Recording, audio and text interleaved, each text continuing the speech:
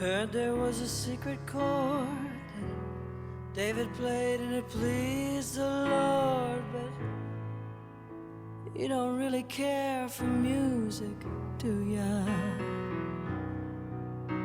Well, it goes like this: the fourth, the fifth, the minor fall, the major lift, a baffled king composing hallelujah,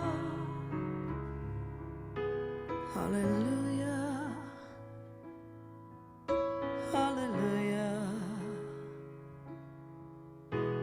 hallelujah,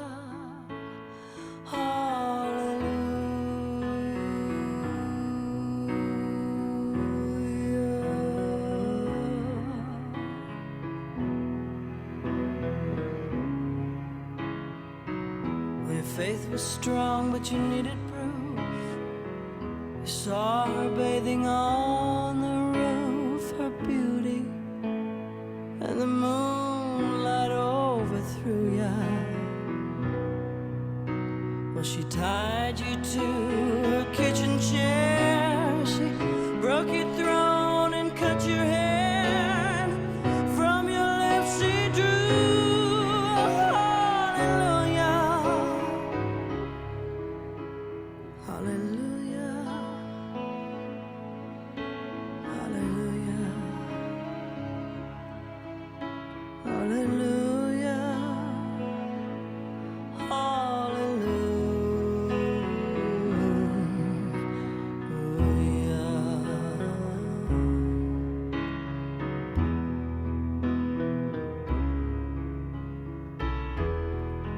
Baby, I've been here before, seen this room, I've walked this floor.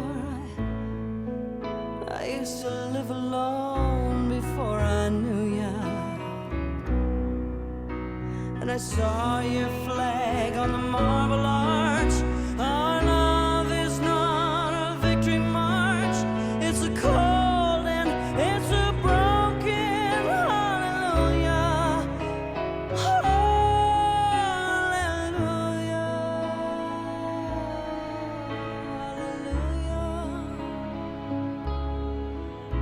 hallelujah, hallelujah.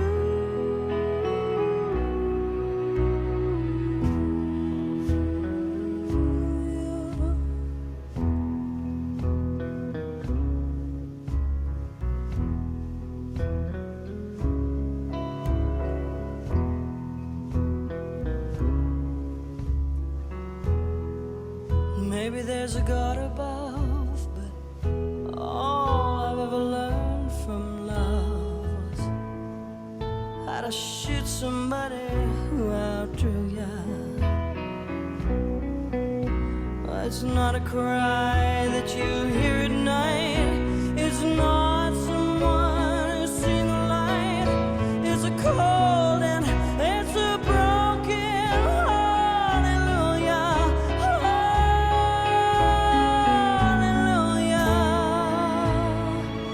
hallelujah, hallelujah,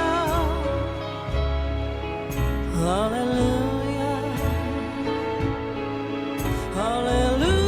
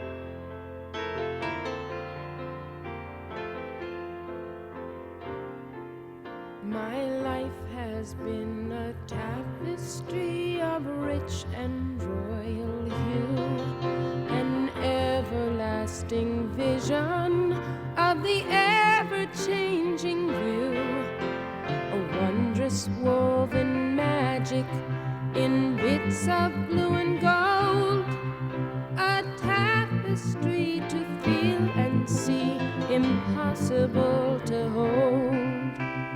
Once amid the soft silver sadness in the sky, there came a man of fortune, a drifter passing by. He wore a torn and tattered cloth around his leathered hide, and a coat of many colors, yellow, green on either side. He moved with some uncertainty, as if he didn't know just what he was there for, or where he ought to go. Once he reached for something golden hanging from a tree, and his hand came down empty. Soon within my tapestry along the rutted road, he sat down on a river rock and turned into a toad. It seemed that he had fallen into someone's wicked spell, and I wept to see him suffer, though I didn't know him well. As I watched in sorrow, there suddenly appeared a figure gray and ghostly beneath the flowing beard. In times of deepest darkness, I've seen him dressed in black. Now my tapestry's unraveling. He's come to take me back. He's come to take me back.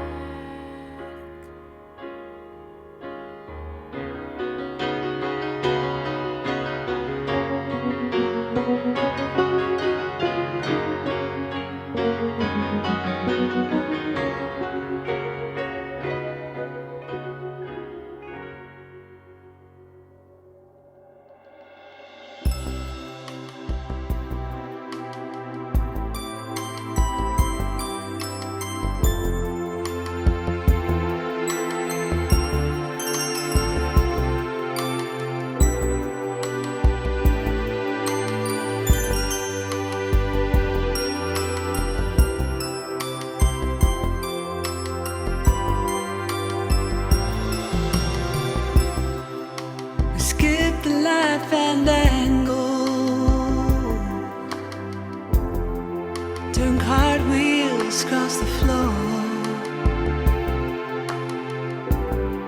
I was feeling kinda seasick. The crowd called out for more. The room was humming harder as the ceiling flew away. When we call out for another drink, but the waiter brought a tray, and so it was later, as the miller told his tale, and that her face at first just ghostly turn a wider shade of pale.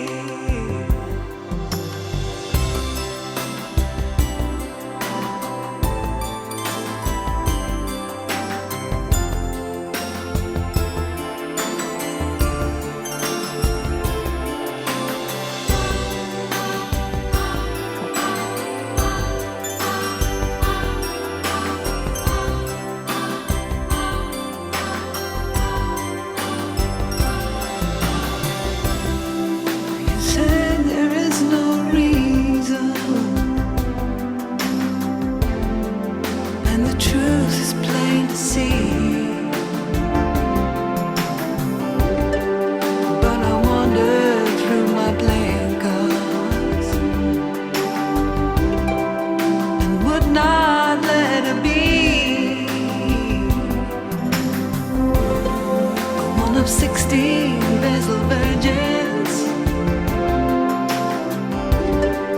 who were leaving for the coast.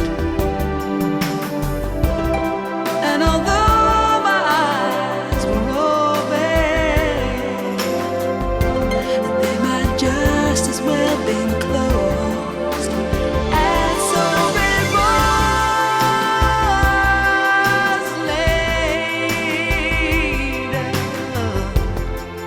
as the miller told his tale,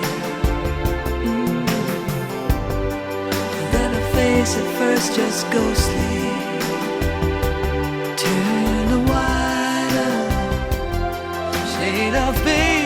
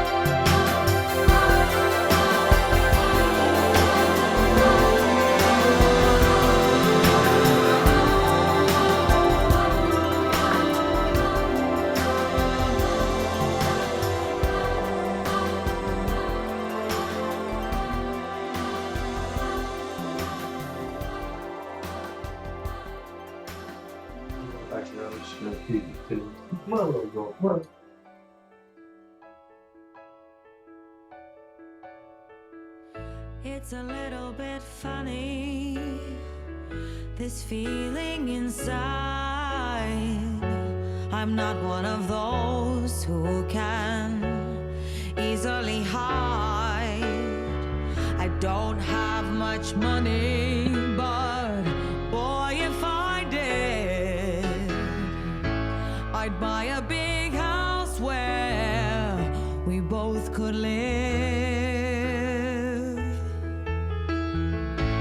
If I was a sculptor, but then again, nor a woman who makes potions on a traveling show. I know it's not much, but it's the best I can do. My gift is my song, and this one's for you. And you can tell everybody this is your song.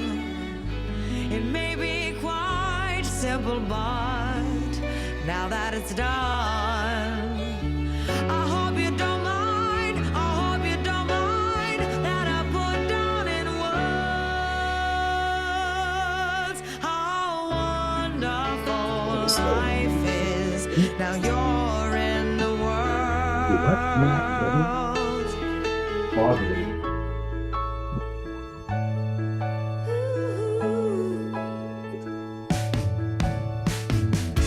I sat on the roof and kicked off the moss. Well, a few of these verses, well, they've got me quite cross. But the sun's been quite kind while I wrote this song. It's for people like you that keep it turned on. So excuse me for getting these things I do, you see.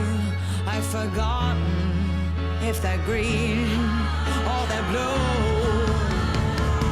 Well, anyway, the thing is, what I really mean is yours are the sweetest eyes I've ever seen. And you can tell everybody this is your song.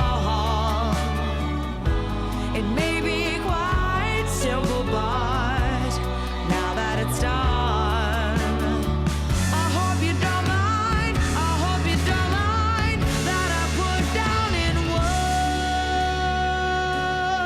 words how wonderful life is. Now you're in the world. I hope you don't mind, I hope you don't mind that I put down in words how wonderful life is.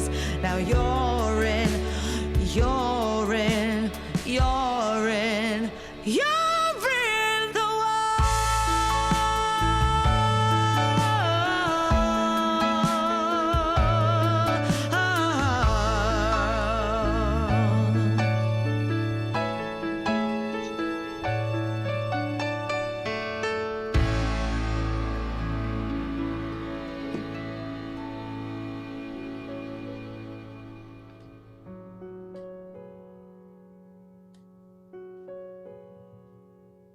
Rows and flows of angel hair and ice cream castles in the air and feather canyons everywhere.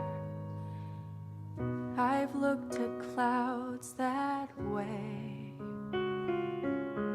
but now they only block the sun. They rain and snow on everyone. So many things I would have done, but clouds got in my way. I've looked at clouds from both sides now, from up and down, and still somehow it's cloud illusions I recall.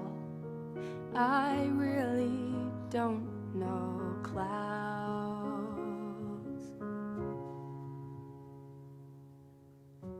at all.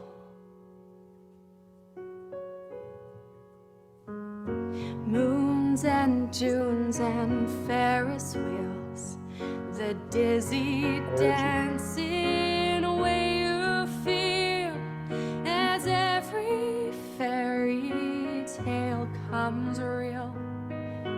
I've looked at love that way, but now it's just another show.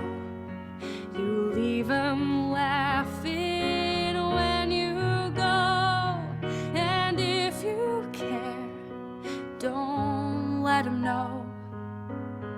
Don't give yourself away. I've looked at love from both sides now, from give and take, and still somehow it's love's illusions I recall. I really don't know love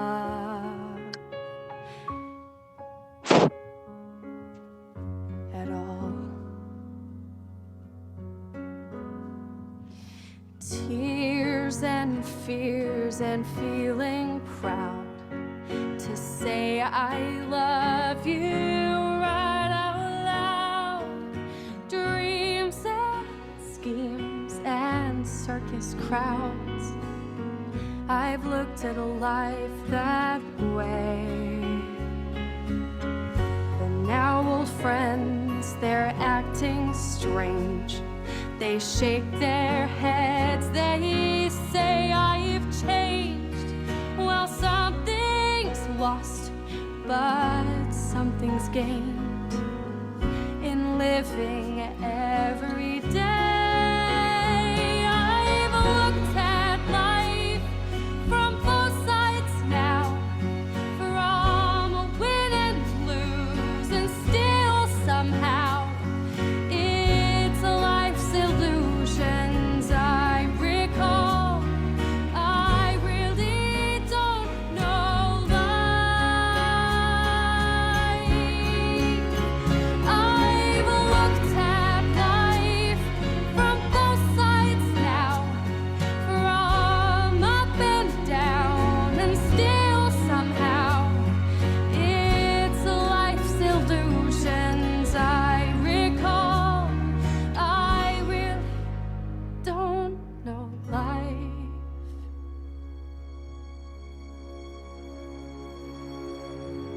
at all.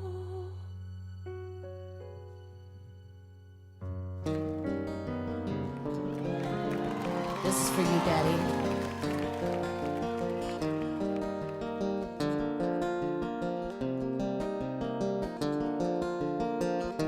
I took my love and I took it down. I climbed a mountain and I turned around, and I saw my reflection in the snow-covered hills till the landslide brought me down. Oh, mirror in the sky, what is love? Can the child within my heart rise above? Can I sail through the changing ocean tides? Can I handle the seasons of my life? I don't know.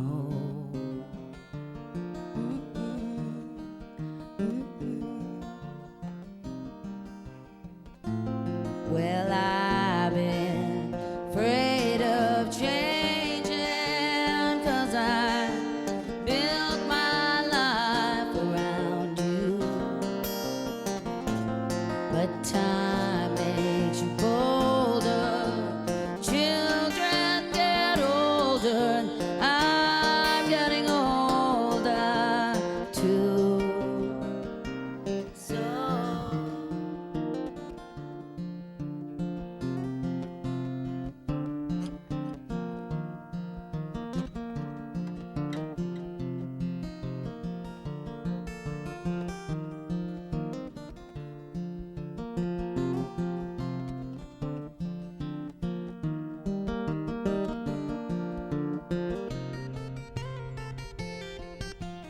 I've been afraid of changing, 'cause I built my life around you. But time makes you bolder, children get older, I'm getting older too. I'm getting older too. So take this love, take it down. Oh, if you climb a mountain and you turn around, if you see my reflection in the snow-covered hills where the landslide will bring it down, down. And if you see my reflection in the snow-covered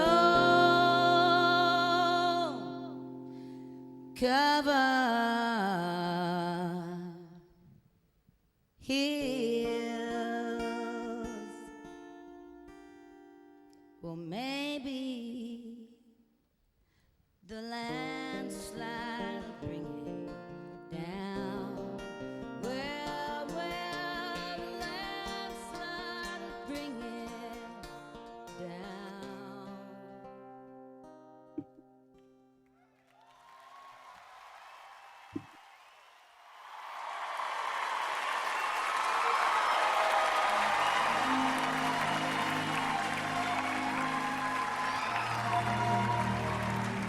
Thank you so much.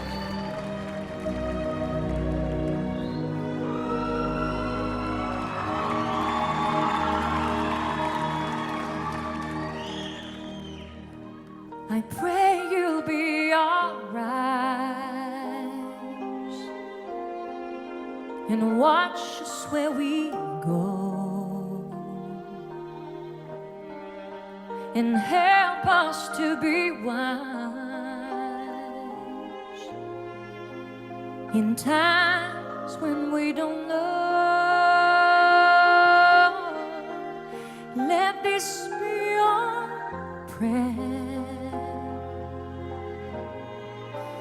when we lose our way.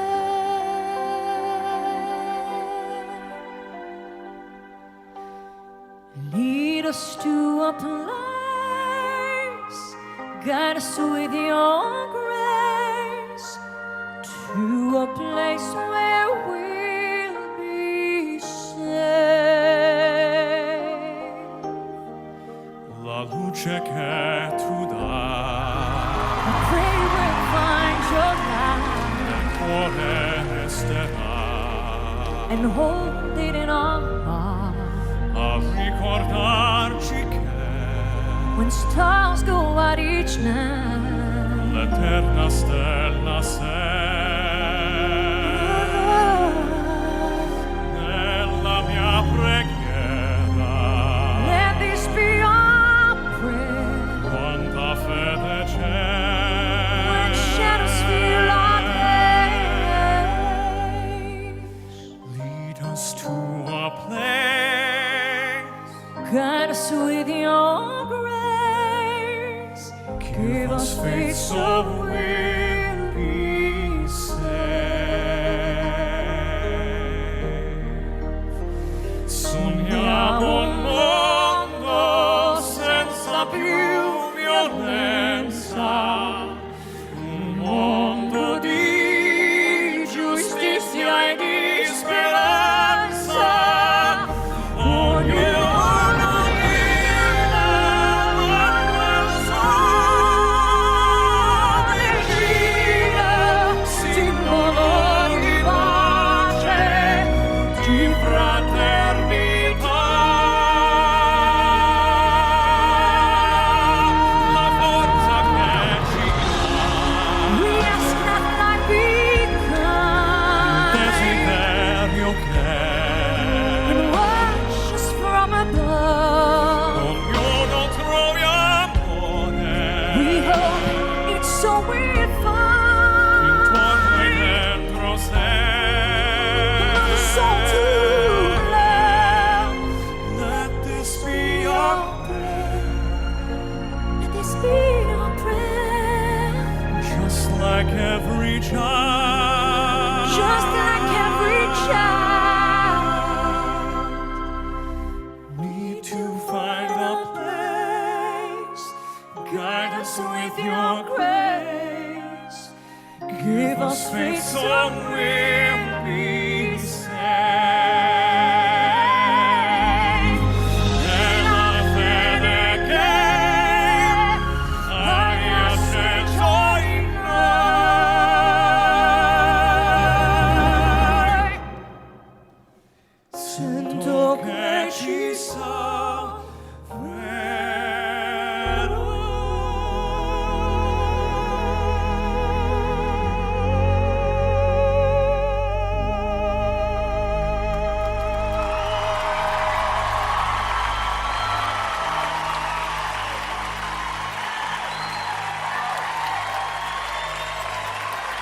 Josh Groban.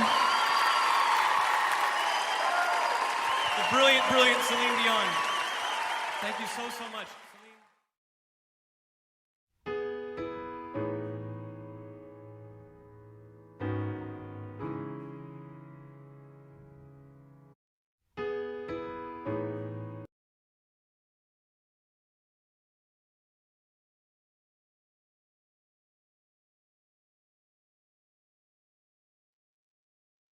Whoa. Hi, everyone.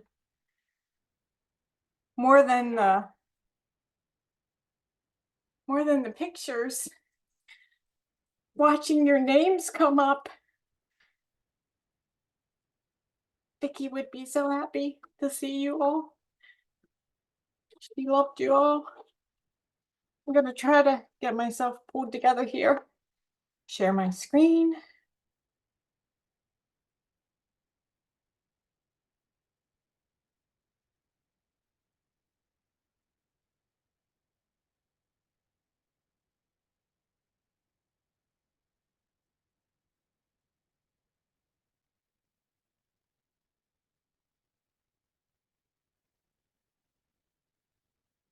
Wait, I did that wrong.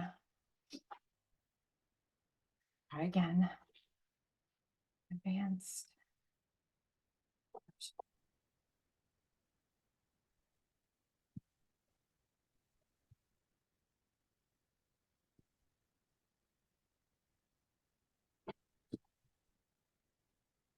I did it wrong again. I'm sorry, everyone. Just do the basic one for this time. No, pero no la ponen nada prendida ahí. No, that I know this one's portion of screen. Share. And I'm sorry. I'll get there.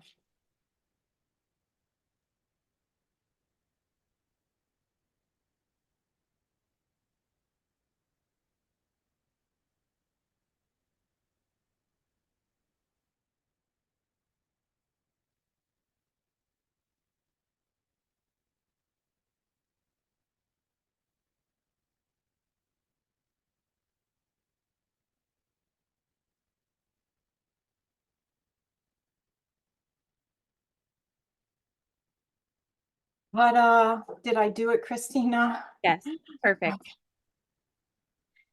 Okay. Sorry, everyone. You would not know how many times I practiced that to try to get this right.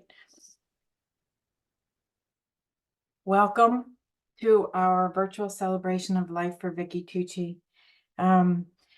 Before we begin, we're trying to make this as interactive as possible. So for those of you who are not very familiar with Zoom, please find your chat box, and we would like you to type your name in so that we have a virtual sign-in. Type your name in, and then if you could each think of a one-word descriptor, an adjective, not a sentence, a one-word descriptor. And Christina, Dr. Zachariah is going to be monitoring all of this. So please begin by signing in with your name. One-word descriptor. Play with the emojis. I'm going to be asking you to clap sometimes. And hopefully we have some of your pictures in the slideshow, but I know we don't have everybody's. So this slideshow is going to continue to grow. We want to collect more stories. We want to collect more pictures. So you can start to drag and drop them into the chat box, and Christina will take care of that as we go. So you can see the example is I signed in, typed my name. The word that I wrote about Vicci was headstrong, not stubborn, headstrong, and an upside down smiley face. So play around with it, everyone. Here we go. I'm pulled together now. Okay, so here we are. We are here to celebrate a remarkable life of Victoria Ann Tucci. She was born September 4th, 1949, and she left this world on February 7th, 2024. On behalf of Vicci's wife, Ruthie, and the entire Tucci Broomall clan, we welcome you to a celebration of life for Vicci Tucci. You would know that Vicci Tucci actually changed her name to Tucci. We just found that out. We realize how early and late it is for some of you, depending on where you are in the world. And we are just grateful for your presence here with us today. And we're going to begin with a blessing from Jan Richardson. It's a hopeful blessing for anyone who is in grief and sorrow, and I think that we are. And we hope that this time together brings Vicci's light close to each of us today and always. The blessing is called How the Light Comes. I cannot tell you how the light comes. What I know is that it is more ancient than imagining, that it travels across an astounding expanse to reach us, that it loves searching out what is hidden, what is lost, what is forgotten, or in peril or in pain, that it has a fondness for body, for finding its way towards flesh, for tracing the edges of form, for shining forth through the eye, the hand, the heart. I cannot tell you how the light comes, but that it does, that it will, that it works its way into the deepest dark that enfolds you, though it may seem long ages in coming or arrive in a shape you did not foresee.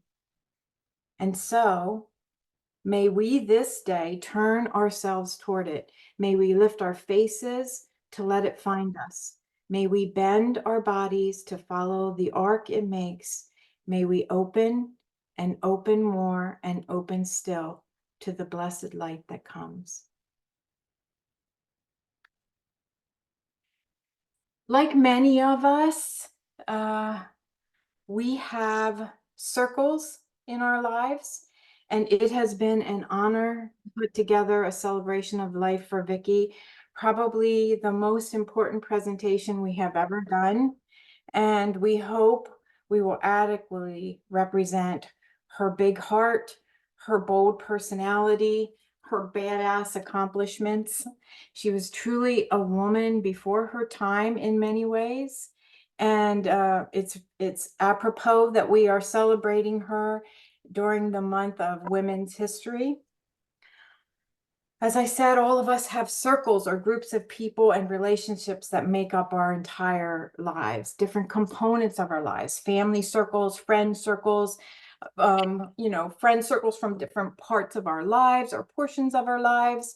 And we often don't mix those circles. And so we get to know people in the way, that context, that shared circle, that shared context. And so having the privilege of putting together this celebration of life for Vicci, we've gotten to know Vicci better by getting to know about her circles and coming to recognize how much she blended us all. Whether we knew it or not, she was pulling us into her circles, welcoming us always into her family. She truly cherished the collection of relationships and experiences that defined her life. And she left this impact on all of us. And many of you have spoken about it. It's this feeling of comfort. We all felt comfortable. She was at home, as you saw in the slideshow, she was at home with sheikhs and everyday people alike. She had so many circles of light and love in her life. And a small group of us who represented all of us were welcomed by the Tucci Broomall Family Circle last weekend to represent all CLMers to share in their sorrow and their beautiful send off of Vicci. And Vicci and Ruth's family circle is strong and kind and welcoming, just like Vicci and Ruth. So we'd like to share just a little bit of last weekend's events.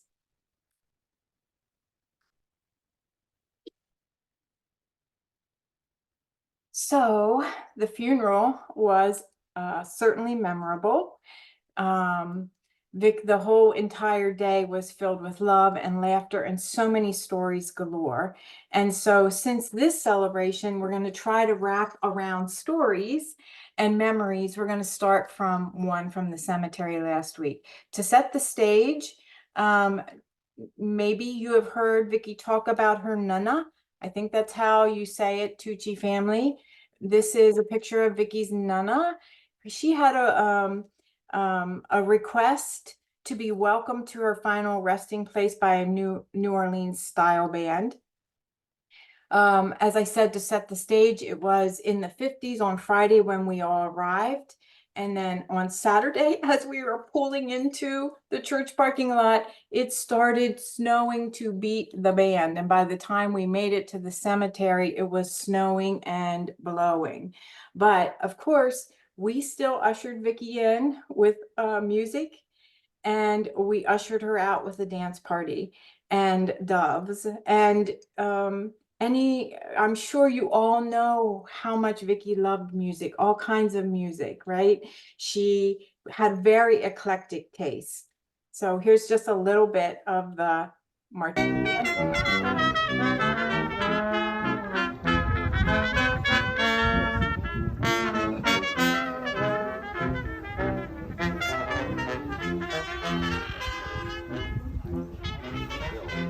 It's really hard to tell how cold it was, but it was freezing. And here's our dance party. The cold, it's snowing, it's blowing. And we danced, Vicci, and played the music really loudly. So it was a very memorable send-off, just like Vicci. It was a memorable person. Any of you who would like the memorial folder, Christina is going to put that into the chat in a PDF form. But if anybody wants a hard copy, Ruthie asked me to let you know that she would send it to you in the mail. So let us know if you'd like a hard copy of that. Okay. So let's go back to the beginning. Vicci was born and raised in Weston, West Virginia, up the hill behind her grandparents' store and bar room, right? So you see A.A. Tucci here, just up behind there was where she grew up. She was the oldest of 5 siblings, Vicci, then Billy, John, Tia, and Tanya, and Tucci siblings. If I'm getting any of this wrong, please unmute and correct me. According to them, she was bossy from the start. So she fell right into being everyone's boss. She was a trailblazer. At the bottom left corner of this slide, you see a bunch of the girls, and I don't remember who all these ladies are, whether they're the sisters are here, Tanya and Tia, and cousins. I'm not sure who they are, but John, brother John, was telling the story about how girls in the bar room, in the Tucci bar room, were apparently frowned upon, I think by Nana, but I'm not sure. Anyway, the point is, Vicci had enough of that role. She was done with that role, and she brought everybody into, all the women into the bar room so that they could enjoy the famous beer and tomato juice combo found in the picture here, which Vicci always tried to get people to try this beer and tomato juice.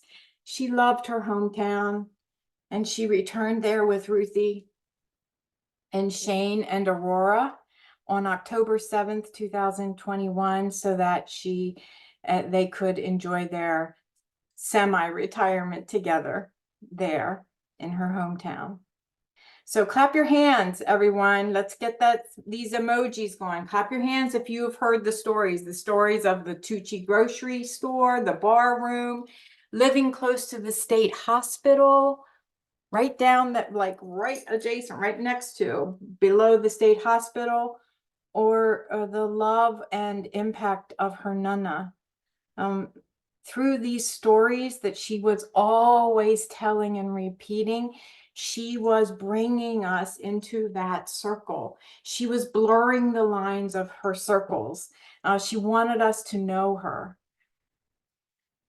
As mentioned before, Vicci grew up next to the Weston State Hospital. I am sure any of you who worked with Vicci, and then all of us who were directly taught and coached by Vicci, we will continue to tell this story, how much this impacted her.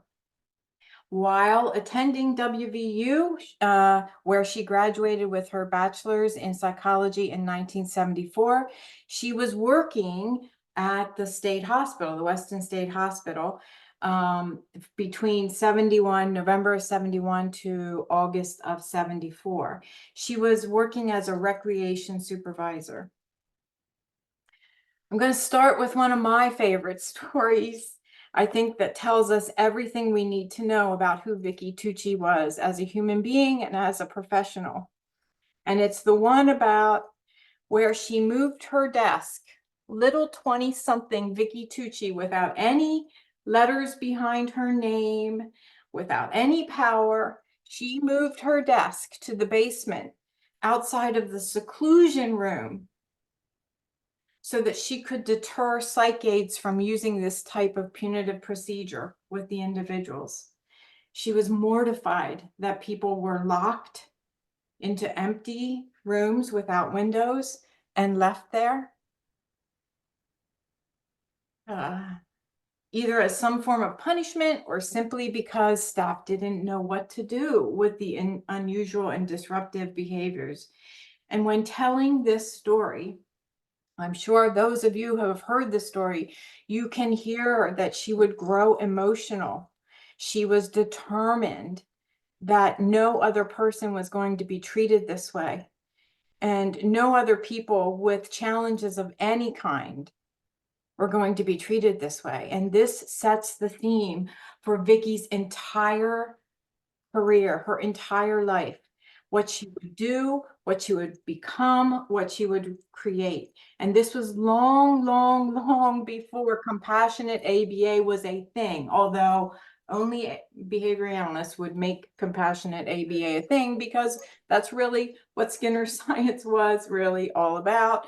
But Vicci saw the humanity in every individual in front of us. Little 20-something Vicci, no power. She made a decision. No one should be treated without dignity and respect. Basic kindness, right? Vicci let compassion lead her entire career. It was always about the people, the learners, what's best, what's safest, what's kindest, period. Period. Right? She was a master shaper. So she learned a lot, and this impacted her so much. So moving on from her early years in Weston, West Virginia, she went to California to graduate school. She always told the story of how her nana encouraged her to go to California and make her own family. And she really did. She really did that with Tucci Learning Solutions. And then consequently, because of the competent learner model implementations, she did that with all of us everywhere around the world. She made us a family. Vicci enrolled in her master's program at the University of Pacific in Stockton. She completed her MA in psychology with an ABA emphasis, graduating in 1978. During that time, she held a variety of different positions that would shape her early professional development and kind of set the stage for lifelong teaching and learning. She had a variety of research assistant and research teaching assistant positions. She began to do some work with adults with disabilities and people who were being deinstitutionalized at the time. This was the 70s. So she was learning about how to work in reentry programs and projects. She started to work in school settings, and then she finished her degree. And her very first thing, her very first big girl job, grown-up job, was at the Stanislaus Association for the Retarded. She was a residential house manager. So, right, this was the 70s. These are not her learners. We are going to see some of her learners, but it was, deinstitutionalization was in full swing, and individuals were coming out of state hospitals and such, and living in group homes. They wanted to live in the community for the first time. And young professionals like Vicci and many of our other behavior analytic mothers and fathers were learning what to do simply by doing, right? So Vicci always talks to us and tells us Skinner's advice was to expose ourselves to the existing contingencies to determine what we are up against. No better way than to live in the home, right? With the individuals who you are working with. So she started in this way, and she continued with that commitment to live by this rule of putting yourself in the environment and learning as much as you could about the environment. Don't just go in and tell people what to do. Sit beside them, work with them, understand what they need, understand how we can help, right? And so it was during this time that Vicci met Ruthie. So enter Ruth Broomall to Vicci's story. Here are young Vicci and Ruth. They met in 1984 in Tracy, California, by mutual friends, introduced by mutual friends. Vicci was living in a group home. Only Vicci and Ruth would have this story, right? Vicci was living in a group home, and Ruthie was living at the funeral home because she had moved from Kentucky, I think Kentucky, to California to get a job as a funeral director. So everybody clap your hands, raise your arms, do the emojis if you have heard the one of the many Ruthie is a funeral director stories, right? So how many times Vicci's first meeting somebody, she's pulling you into her life, into her circle, right? Into her Ruthie circle. She shared Ruthie generously with all of us. Vicci and Ruth and their many fur babies built a 40-year life together. They married at 10 a.m. on November 12th, 2013. And Ruthie was always in the background supporting Vicci in all that she did, all that she accomplished. She did she went to the classrooms and did some of the early recordings for training purposes. Later, she joined Tucci, and this is a treasure. In the middle of the week, the Knot.com says 3,000 couples were registered to get married today, 4 times as popular than any other Tuesday in November. Went over to the county clerk's office in Santa Cruz. They were handing out refreshments and cookies for the couples who wanted to take advantage of the day. Well, she actually chose this particular day, so I would remember it. 11, 12, 13, at 10 a.m.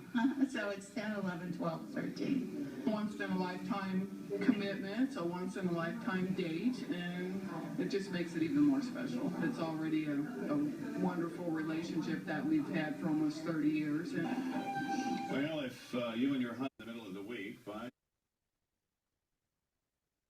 So also during this time, Vicci was instrumental in building the adult program at Montego CAPS, the Center for Advanced Personal Success. She totally built the adult program from the ground up. She received recognition from the California State Assembly for her revolutionary work. And this is where she began to recognize what was missing, and she started to try to teach individuals the repertoires they needed to be successful in the community. And it's kind of the genesis of her work on the competent learner model. During her years at Montego, I think I'm saying that correctly, CAPS, she learned so much that would really influence the entire development of the competent learner model. Maybe you have heard the Brenda story. If you have not heard the Brenda story, you should hear the Brenda story. It's all about hope. It's about never giving up. It's never putting a cap on somebody. And we did capture the Brenda story, but Vicci's her voice was weak, so please turn the volume up so you can hear the Brenda story. One student who, she didn't talk at all. She was a mute basically when she first came into the classroom, and she just folded her legs up in her chair and had her head down on the table for a long time. And one day I went into the office and the secretary said, Brenda wants to make some coffee. So she went and grabbed the coffee can and was ready to roll with it. And so I set her up so that she had to get a signed signature from the teacher in the classroom to come to be able to make the coffee. Well, one day she showed up and she had signed it herself. She brought this slip of paper in. And of course they called me to say, guess what Brenda did? That's how smart she became. And then I brought one of my dogs to school one day, and I was yelling, buck, buck, buck, and all of a sudden I heard, buck, buck. She started talking, which was phenomenal. Really, it's one of my favorite stories. So she would always tell the Brenda story to make sure that we never stopped working on the talker repertoire. And she would always very clearly make sure that we didn't take away any communication systems that a learner already had. And there was no one right communication system. And she was very clear that that was coercive, to take people, whatever gesture they had, we could shape it. We could make it better. We could improve it. We could get some vocalizations, even if it was a yes, no, or a grunt, a differentiated grunt that would mean something for that learner. That is really the hope and the promise of the Brenda story. And she would make sure that whenever she had a chance to repeat it, she would repeat it.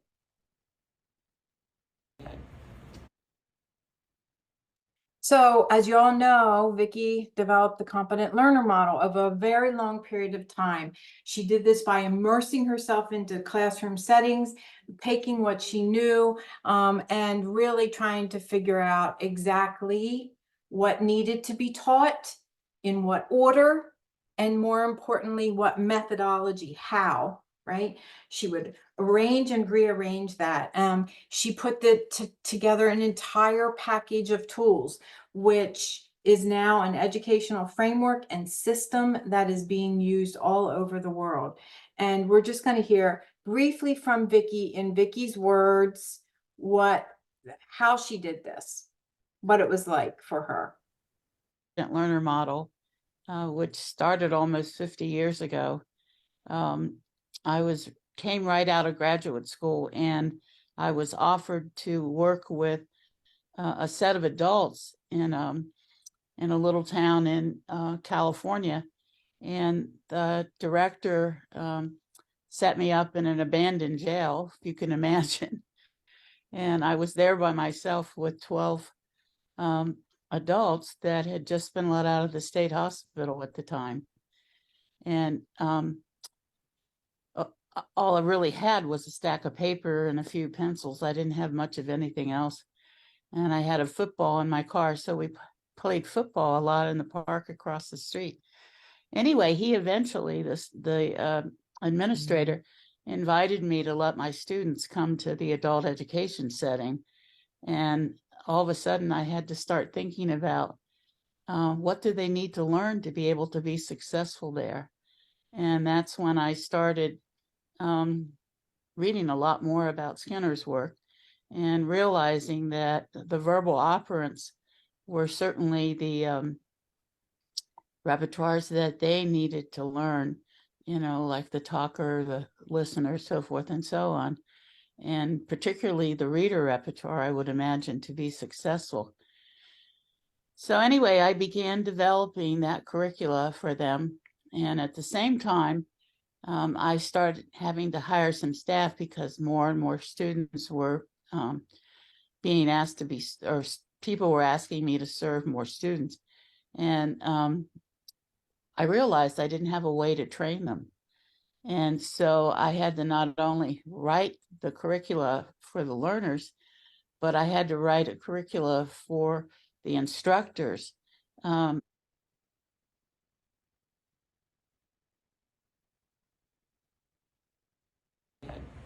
don't know what I just did, but I did something. She didn't talk at all. She was a mute basically when she first.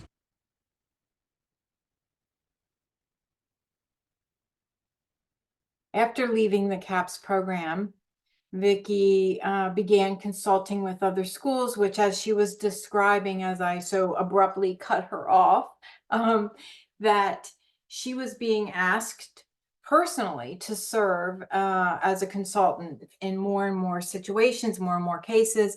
That's how she began to collect what I see and I'm saying is a garden, right? She loved flowers. Vicci's a gardener. She loved flowers. And she began by gathering her people to help her provide direct services. This eventually grew into Tucci Learning Solutions, and the competent Tucci Learning Solutions and all of the Tucci Learning Solutions staff were the very first people to implement the competent learner model, and she taught each of them individually at the time. It was really a labor of love, and she gathered people from all walks of life. Those of you who know Vicci know she does not care about degrees or experience. She's not very impressed by all the letters behind somebody's name. She captures people with big hearts and kind souls, and she knows she can teach them Skinner's science and how to apply it using the competent learner model. She was a master shaper. She coached us all, the staff and the learners, until everyone was successful. And like cultivating a flower garden, she lovingly cared for each of us and created this beautiful collection of rare and precious human beings who will carry on her work, both at Tucci Learning Solutions and also throughout the world. And today, Tucci Learning Solutions employs 158 people, and 24 of them have more than 15 years of experience, which is unheard of in our field, to have so much loyalty. And the leadership team, all in the pinkish color, that are propping us all up, look how much experience all of them collectively have, how long they have been with Vicci in one way or another, right? We also have the CLM Center of Excellence, which I too have been with Vicci for since 2004 when I met her, and I've been disseminating CLM in one way or another. I came in-house in 2016 to help build the division of Tucci that would disseminate competent learner around the world, because Vicci's dream was to build nations of competent learners.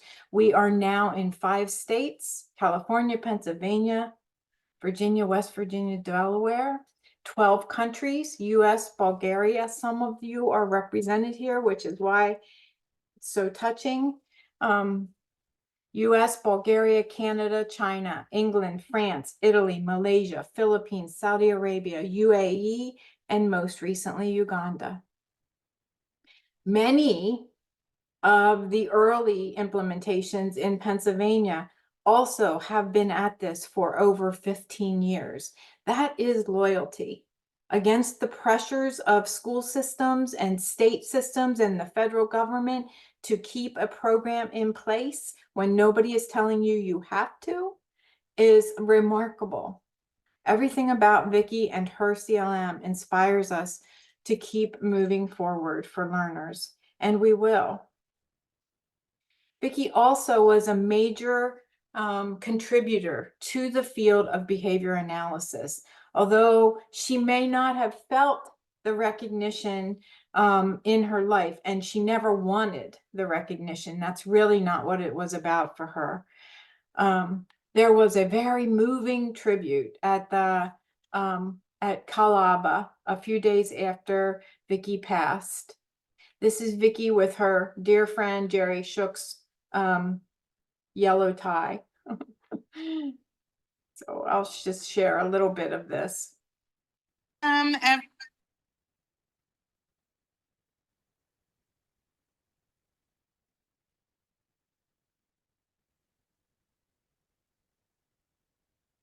Great lights. Quick disclaimer. We found out about this less than 24 hours ago that we would be doing this, and that we found out about Vicci's passing 72 hours ago. So we're, this is unscripted, raw. I'll try to be a little more buttoned up than the open board meeting last night, so and go from there. So I just wanted to take a moment to talk about Vicci Tucci. I know I shared a little bit at the open board meeting, but I think it's important for everyone who's in attendance at Calaba to know her history and legacy with Calaba. And prior to there being a Calaba in 1998, there was a Northern and a Southern California organization. And so for many years, from 1983 through 1997, Vicci Tucci served on the executive committee for that organization. And you'll see here listed the different positions she had. And she was instrumental in the part where they became one. And she was given the Lifetime Membership Award for Calaba in 1998. And she served as the first Northern California representative of Calaba. Also, in that time, any of you were around prior to 2000, there wasn't a credential for behavior analysts. And there were a few states, started with Florida and then Texas and then California, that had state credentials, but she was instrumental of working on the California Association Behavior Analysis Task Force for certification. And in that process, it became national to BACB. And Jerry Shook and her were very close, and he was very near and dear to her. And if you ever see pictures of her with a yellow tie, it is Jerry's tie. Here's a picture of her at the Calaba conference in 2001 with Murray Sidman. And I'm going to turn it over to Joyce, but Vicci really was a mentor, a colleague, and a friend to so many of us. And I'm going to advance the slide to just a few pictures that I could grab, and hopefully next year we can do a more comprehensive tribute to her. But I'm going to let Joyce talk a little bit about Vicci's other contributions. So Vicci loves Skinner's science, and based on Skinner's contingencies of reinforcement, she developed this brilliant model. It's called competent learner model. In 2000, I remember we were at ABAI, and then she was so excited and dragged me to a talk. It was a talk given by students from Temple University. They conducted this 3-year longitudinal study with 31 children across 13 classrooms. And they compare 3 different approaches: the verbal behavior approach, traditional ABA discrete trial approach, and competency learner approach, CLM. And CLM come out to be way superior than the other 2 approaches. Today, CLM is being translated into 4 different languages, soon to. So it's a beautiful thing to see Vicci recognized by the field. The people in this room, we already know it, right? We already believe it. We know it. We will carry her work forward. And we will, we will elevate this message every chance that we get, so that not, it shouldn't just be in somebody's death. But unfortunately, I think that happens. And so now we have to, as CLMers, we have to grab this and move it forward in a way that helps everybody to see who Vicci was and what she created. Vicci's, the motto of CLM has been play, learn, achieve. And honestly, honestly, it's how Vicci lived her entire life. So as you look at these pictures, it kind of all blends together. Vicci on the left is getting, this is her very first computer. I think it was the 1985, and she loved technology. She loved ed technology. She was ahead of her time with creating the CLM teaching machine and the course of study and how everything integrated together. That was play to her, right? She was working, but she was teaching, and she loved teaching, and she loved the kids, and she loved the adults, and she just loved fun. She was a big kid. This video, it just represents Vicci. We went out to eat when she was visiting schools with me in Virginia, I think this was, and you know, Vicci, there's somebody dancing, and next thing we know, Vicci is joining them. So please.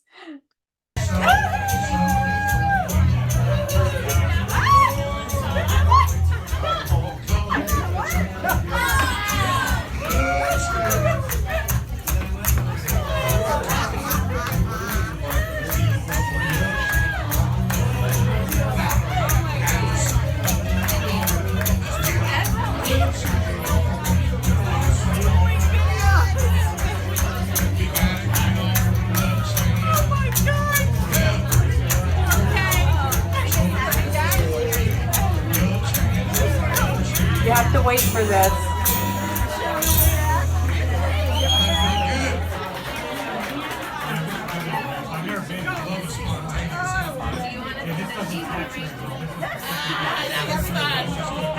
That was fun, right? Oh, God. Okay, now we're going to move into the story portion. Kind, thoughtful, generous. Those of you who really got to know Vicci know that's who she was, just to her core. She, in big and small ways every day, she told you that she was paying attention. Even if you think she wasn't listening, she was. She was constantly paying attention to what somebody liked, what might make them laugh or smile, or even just happy. And I'm sure everyone has an apricot story. My apricot story was, she knew that I liked apricots. And one day I opened my front door and there's a big, huge box filled with more apricots than I could possibly ever eat from her trees in California. I mean, who knew that she knew that I liked apricots? She heard me say that one time. And all of a sudden, apricots showed up.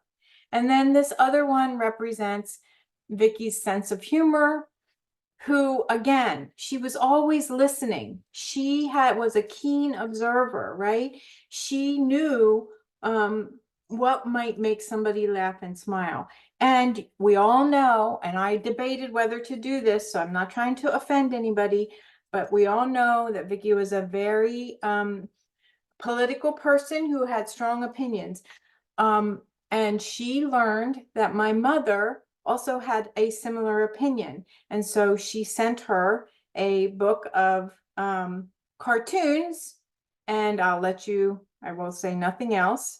My mother and my two Victorias were of the same political opinion. Now what's going, Mom? Thank you, Vicci. I love it. Best gift ever. Don't forget to vote.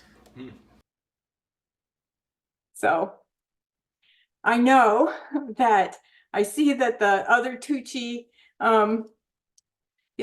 siblings are carrying on to put it out there. So there you go, Vic. I got it in for you. Okay, we're moving into Vicci-isms. So this is where we'd like for anybody who wants to share a Vicci-ism, things that she said in the background. These are some pictures that Rayanne had sent, things that they wrote down in the office, things that she said. I don't know what this was. If I were this popular in high school, I would be pregnant. That one was 2007. Another one, you have to remember, I don't know enough. She often said that. I don't know enough. Or this isn't ready yet. We're not done. I'm not finished. And then finally, something that all of us who worked closely with Vicci knows, okay, kiddo, here we go, as though we were just getting on a, an amusement park ride. She would throw something out there, a half-baked idea that none of us was ready to do or implement. And then she would say to us, okay, kids, here we go. And we would all be like, what? We'd have heart attacks. And she would be, that's her way she operated. She thought if she didn't throw it out there, well, how is it ever going to get done? So she somehow threw it out there, and we all would find a way to run along behind her, trying to catch up with her vision and her dreams. And we've accomplished a lot because of the way she operates. So I hope that during this next portion, I'm going to stop my share, and you're going to, anybody that wants to share a Vicciism or a story about generosity or kindness. Another, I just needed to put this in because this is Vicci, some of Vicci's flowers. She had many, many interests and many loves, and flowers was one of them. And this was Ricky and Ruth's beautiful property in California. I'm going to stop my share now. I heard from several of you that you would like to share a story. So I'm just going to call on you, if that's okay. Beth Lang, would you mind starting us off? So I didn't prep too much because I thought I'd be more brief this way, but I'm honored to be with all of you. She's just really special. And I think that, so the funny thing that I'll share is, I sat in an ABBA room in 1997 and I heard her talk. She raised a question to some speaker. I mean, the conference was so small at that time. And I was like, who is that? Because she had such bravery and courage in asking whatever question she had. And you know that quote that says, it doesn't matter what people say or do, it's how they make you feel. And she just made me feel that she had courage and wisdom and was going to take the field by force. And so 7 years later, I'm like following her around the conference, except not really. I just keep bumping into her and I'm like, well, then we should have lunch. And she's like, you're stalking me. And I'm like, oh, that's weird. And so we had lunch, and then I think even Greg's on here and he walked by and she's like, she's stalking me. And I'm like, no, but I feel like it was a force greater than myself that I was supposed to follow her, because then 5 years later, I'm in Pennsylvania and I'm told that I'm forced to learn the competent learner model. And I'm like, well, I was supposed to follow her 5 years ago, but I couldn't. So she's an angel to me in many ways. I could go on and on. I'm gonna cut myself off, but my heart, I feel everything you're saying. It's beautiful. Thank you so much for letting me talk. Thank you, Beth. Kevin Colley. Hello, everyone. Beautiful tribute, Vicci. It's nice to see. I've just been scrolling through the names and the pictures of everyone on here, and just understanding that this is just a fraction of the community that Vicci has touched. Unfortunately, I didn't have as many meetings with Vicci, but my fondest and first memory of meeting Vicci was at the CLM conference in Harrisburg, Pennsylvania, and just having this overwhelming sense of welcoming. And you talk about the family circles, and I immediately felt part of that family. And just a little funny story. I think it was the second day of the conference, and Vicci was really pushing the posters, purchasing some posters, which I was more than eager to have some copies of. And then she made another announcement that there were some extras. And I actually thought the extras were going to be free. And so I was like raising my hand. It's like, yeah, like I'd like to create a whole wall of these posters. And Vicki brings them over to me and she's like, okay, well, that'll be another $50 or $60. And like, it was my first, my first CLM conference, my first time meeting Vicki. And I dared not say, oh, I thought these extras were free. I just readily opened my wallet and handed her the extra cash. But, I still have those posters, and it was just such an amazing experience. At that point, I was maybe a CLMer for about a year or two, and just the overwhelming sense of welcoming and family was very impactful, and it has since been impactful for my career in ABA. So I owe that to Vicki and you, of course, Kathy. Thank you, Kevin. So funny. Where's Rayanne? Rayanne, so Kevin, I didn't know that story, but we were always like trying to rein Vicki in because she was always giving things away. So she probably just had a lecture like, now don't give this away. They can pay $10 for a poster. We could at least recoup the money that it cost. So that's hilarious that she actually made you pay, because probably Rayanne was like in her ear saying, don't give these away. I was like, sweet, like, hey, I'm happy to take as many of these posters home as possible. It's like, okay, so that'll be another 60. I'm like, oh, wow. Oh my God, Kevin, that's hilarious. I did not know that. Yeah. There's Ray. Okay. Shawnette. Where's our Shawnette? Here we are.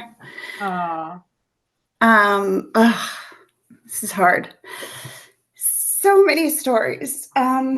I think for us though, because we deliberately positioned ourselves today in front of our West Virginia map because that's our connection with Vicki always and forever. When we share those, the history of CLM, John and I are always emphasize her work, how it started in West Virginia. And I'm so proud that we share our home state together. And I'm so grateful that the last time I saw her and Ruth was at my mom's house in West Virginia.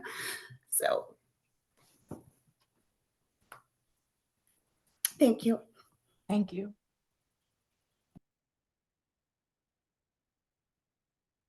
Anne and Mark.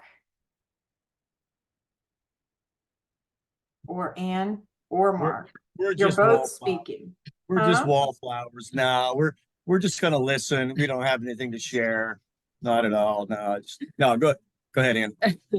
There are so many stories, but one of the things that I remember is when Vicki first came to our house and was staying at our house, which she did many times. And I remember, Mark and I were still pretty early on in our relationship, and I introduced her, and she just like busted on him, and it was like this it was a love relationship from the beginning, that they would just bust on each other. Like, they're both really quick and funny. And so she found a partner in him, and she would always tease me that, she's like, hey, I'm gonna take him for I was like, yeah. And just one other thing that she did was, I was doing a poster at the Autism ABA conference pretty early on when that was happening. And she had Janet Twyman help me with this poster, and she wasn't able to be there. And Kathy was there, and she sent us a bottle of champagne, and, to just celebrate this. And it was just like, all of a sudden at the poster, I get this bottle of champagne and a note, and it was just so awesome. And she was brilliant. Truly. And West Virginia, yes, I got my doctorate from there. It was because of her. And so, everything I do, I continue. I'm not doing CLM exactly as much. I'm trying to get it more in trauma and, connecting it with trauma, because it's trauma informed. So I'm honored to be here. So thank you. I'll stop. Thank you. Go ahead, Mark. Thank you. I wasn't sure if she was gonna like, wow. So when Ann and I first met, I only had to meet about 1,000 people in one summer. So I was always asking, she'd start a story, and I'm like, I'm gonna need their initials, which weird thing they work for, Ohm Sauce, and all these different like made up things. But there were 3 people, as I got to know Ann's colleagues, that I never had to ask their last name. One of them is you, Kathy. And by the way, what a brilliant job you are doing with this. Like, absolutely top drawer. Way to go, sister. The other was Catherine Poggi, and obviously the other was Vicci. I could tell by the way Ann's face was lighting up when she talked about these 3 people, who they were without a last name. And it was just magical. And the last time that I got a chance to hang out with Vicci, Kathy, you were there, and I don't even know how it got started, but it's one of those many moments that I'm sure all of us have had where you get done with an interaction with Vicci and you go, I wish that was on reality television. I wish we could have recorded that, because I'm not going to remember everything that happened, but I just had the most fun sitting around a supper table having a beer with somebody who at first glance is like the polar opposite of who I am, and it just didn't matter. So she made me funnier than I am, and I do okay. And what I'm guessing is, and here's a common thread, she believed in you more than you believed in you, and then she brought you into a new place with your ability to do your job with a higher level of compassion, a real high touch human being. We ended up spending like 4 or 5 days at our little place down in West Virginia just to go somewhere and just decompress, and just the generosity, the humor, the love, the hey, let's go do this. Thank you so much. Perfect. Nipa, honey, where are you? Where's my Nipa girl? Here I am. I lost you, Neep. Talk to me some more. Can you see me? Can you hear me?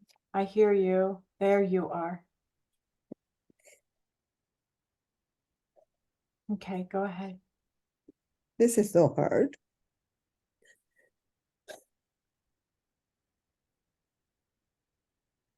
But she gave us this family that's across the world.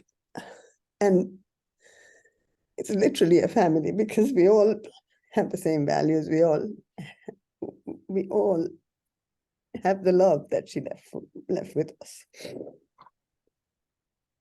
Talk about generosity. In 2008, I was in California doing my fieldwork experience with a very traditional ABA program. My mentor at that time was Siri Ming, and I said to Siri, I said, I've come from the UAE. I am the only behavioral analyst in the UAE.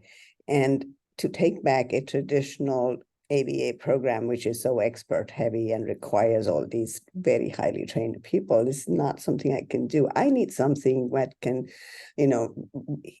run like immediately, something that can build capacity, something that I have people who want to do this work, but just training and, all of this. And she said, why don't you go meet Vicci Tucci? And I said, sure. So I emailed Vicci saying, I'm in California and I'd like to come and see you. And I get back an email within a couple of hours saying, sure, I have a guest cottage on my property. When do you want to come? And how many days would you like to stay?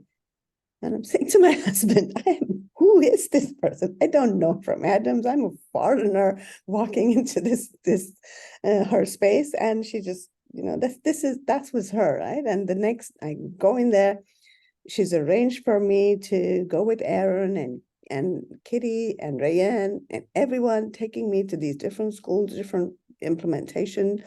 And then in the afternoon, she would sit in the office and question me, talk to me, like what? And, I'm sure she was like trying to figure out if I had the brain for it and if she could trust me with it. And then she'd cook food for me. She'd cook pasta because and it had to be Sicilian proper pasta. I couldn't eat something out of a bottle.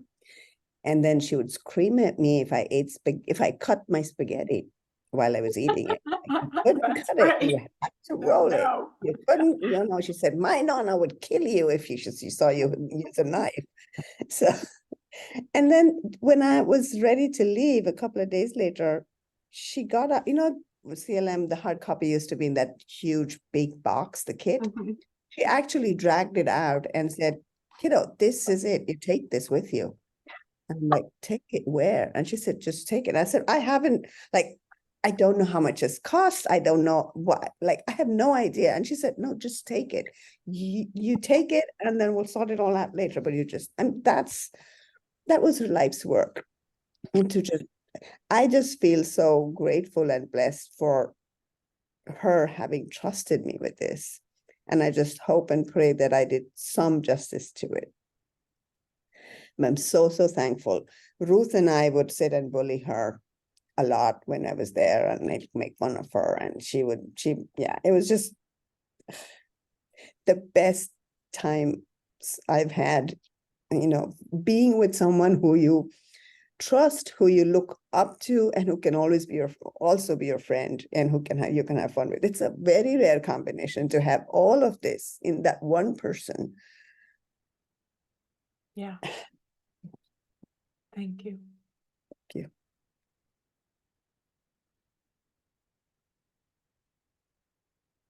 I'm just looking at Kristen, Christina, Rayanne. I don't know if Tracy's here, but the executive leadership team carrying Tucci forward, really, and me, always in the background saying to Vicci, stop giving stuff away, Vic. Stop. And that's a perfect story. Of course she just does.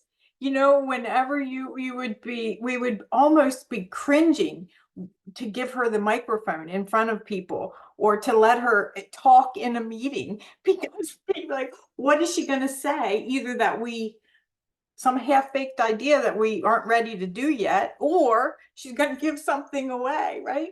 But that's who she was. So who else would like to say something? Anybody, please just unmute. I can't see everybody at once here, so I'm happy to let everybody. I'll stay as long. We'll stay as long, and you all can go, and I'll just keep recording and hearing your stories so we can have them for the next generation of CLMers who will not know Vicci, but 100 years from now, we're going to archive all of this. They're going to know her. They're going to know what she meant to us. So who else would like to say something? Hey, it's Amanda. Oh, sorry. Did I take over someone? No, go ahead. I didn't sign up to say anything because I didn't know if I could. Vicci opened up a whole world of life for me. She gave me the best experience of my life, which was moving to Paris and implementing CLM in Paris. And when I found out about her passing, I wrote to people in Paris and was like, I wouldn't know you. I wouldn't know you if not for this woman. And I have a fun story to share that I think demonstrates that ripple effect that Vicci has. She got in touch with me one week and was just like, hey, I'm so appreciative of the work you're doing there. I have a timeshare. Here's a list of places. Go take a long weekend on me. And I was like, what an honor. So I went to Malta, this cute little island off of Italy. And while I was there, I met this lady from Scotland who was like, hey, come visit Scotland and stay with my husband and I at our, we have an adventure center. We have a house. I'll take you all over Scotland. And so I did. I took her up on it. I went, spent time with her. And I think for me, as I was thinking about that's what Vicci did. Vicci was generous. And then there was always these good experiences and these beautiful ripple effects that came from her generosity, from her work. Exactly, Kitty. She connected people. That's the word I wrote in for Vicci, was that she is a connector. And she's a beautiful spirit. I am forever humbled and grateful that I got to know her. So thanks. I have a Vicci story if I can jump in. Please, Anne. Vicci brought Kyle and I to California so I could work for Tucci. I guess planted us in her garden, so to speak.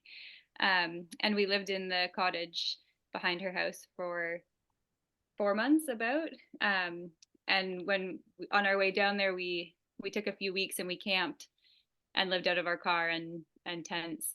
And on our, I think, second last night, we had a really big windstorm and our tent broke. And so I think we maybe came a little bit early, showed up at Vicci and Ruth's a little bit early because of that. And we went out one day and we came back and there was a box sitting on the step of the cottage, and it was a tent, and it was the exact same tent that we had. And the reason, I don't know, Ruth, if it was you or if it was Vicci who bought it, but it was orange because that's Ruth's favorite color. And so we were like, well, what is this for? And they said, well, this is a housewarming gift. And we were like, well, thank you, but we've moved into your house. It seems like we should be giving you the housewarming gift. So that was really a good show of their generosity. And they gave us another housewarming gift when we moved into our own house. Beautiful. Thank you, Anne.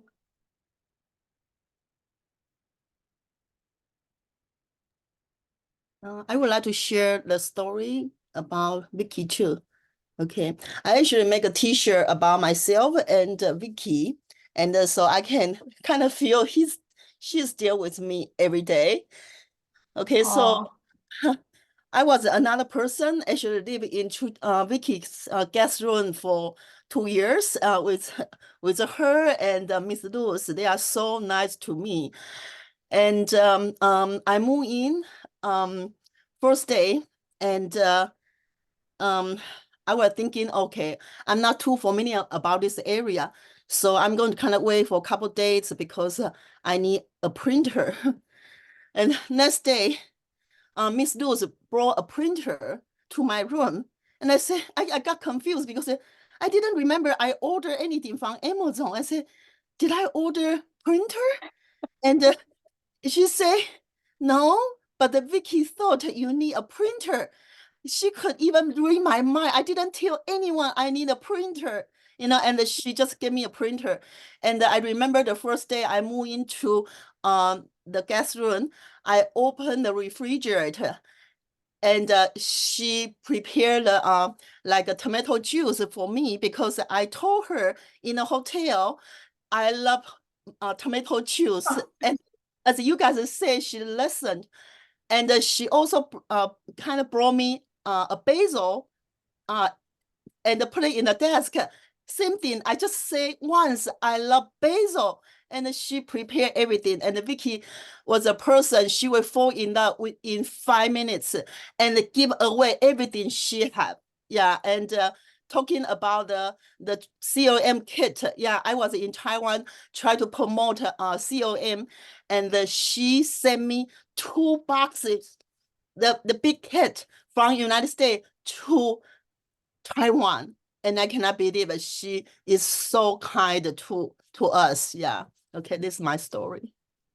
That's beautiful, Liu. Thank you. Thank you.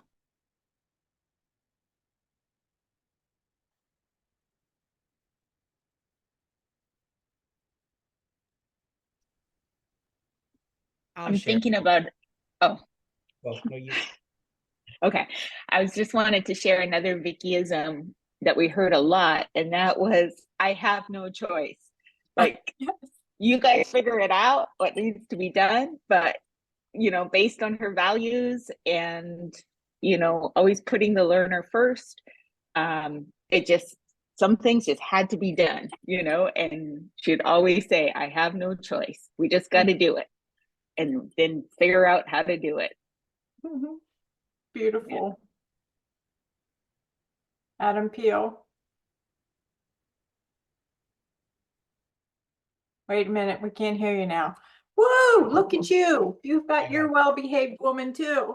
Barely make history, yes. I had a feeling some of us would be thinking from this. Although Ruthie didn't get one. We just learned that this morning. We all have to get Ruthie one. Yeah. I had met Vicci. The first time I met Vicci was at I think it was ABAI. I don't remember which one, but my boyfriend came with me, and he happened to be sitting with me and Vicci and Marilyn Gilbert and Kent Johnson. And every time Vicci would turn, my boyfriend would take her drink and drink from it and put it back. She kept drinking it, and she'd look over at me and be like, "What? Who the hell's drinking my drink?" And it wasn't me, it was my boyfriend, who was not even a behavior analyst, just there screwing with Vicci. And I was embarrassed beyond belief. But from that point on, Vicci said, "You're mine now." And she threw me in her bag, and she called me her pocket gay for a little while and told me I would have to come around with her. Oh God, Vicci. And a few years later, my dad passed away, and I was reflecting on the work I was doing and realized I was sort of chasing a job or a paycheck or status or something. And I texted Vicci and I said, "Can I work with you? I don't have, I'm not asking, I don't know, have a dollar amount. I don't know what jobs are available. I just want to work with you, because when I think about Big Heart and blending my work with that heart, you're who comes up." And her answer was not, "Let's think about it." It was yes. It was, we'll figure that out. It's yes. I want to work with you. And she just, from that point forward, I worked with Vicci. And a fun memory I have is at the last at ABAI in Boston, her and I gave a talk with Janet Twyman and Kendra Newsom and a couple of others of us. And when it came time to Vicci to speak, we had that moment of like, what's she gonna say? What's she gonna do? And she did the Vicci thing, and stuff kept going wrong. And she'd be like, "Adam, what are you doing? What the shit is happening here?" And she would point at me and make fun of me and tell me to sit down and stand back up. And she had the whole audience rolling and laughter. And she kept calling me, I lovingly call her Mama Tucci. And she had this relationship with me, and people would come up to me after the talk and go, "Well, your mom is really mean to you. It's kind of funny, but why does your mom treat you like that?" And I'm like, "Oh my gosh, she's not my mom, actually. She's like not actually my mother." And I love that people thought we had that relationship of sort of this pocket gay mom son thing. And so when I got to, I'm just so happy that she got to go home to West Virginia. And I know she was so happy to be there and to live there with Ruth and have that pool house that she built. And it was such a I was so happy to visit Ruth and Vicci recently. And Vicci just took me on the great tour of where she grew up and the hospital and the home. And we'd go and buy apples to feed the deer and stay up watching them and hang out with the dogs and see Ruth's amazing Cincinnati Reds baseball collection up in her little cave. And I don't think we talked about work one time. Yeah. I don't think we talked about anything except each other and love. And someone said to me once, I think it was after that conference, they said, "Well, you know, Vicci collects people. She has a menagerie of people, and now you're in it. Do you know that?" And it's become so clear to me now that I am so proud to be a part of that collection. I am happy to be a collectible in the Vicci case. So I agree, Kathy, you're doing this is such a lovely thing. I needed this so much. I can't believe I'll never log on to another Zoom and hear her say, "Hey, kiddo." So it's the people here, I think, that just really makes this so beautiful. And she would be tickled. She would be so tickled. Thank you, Adam.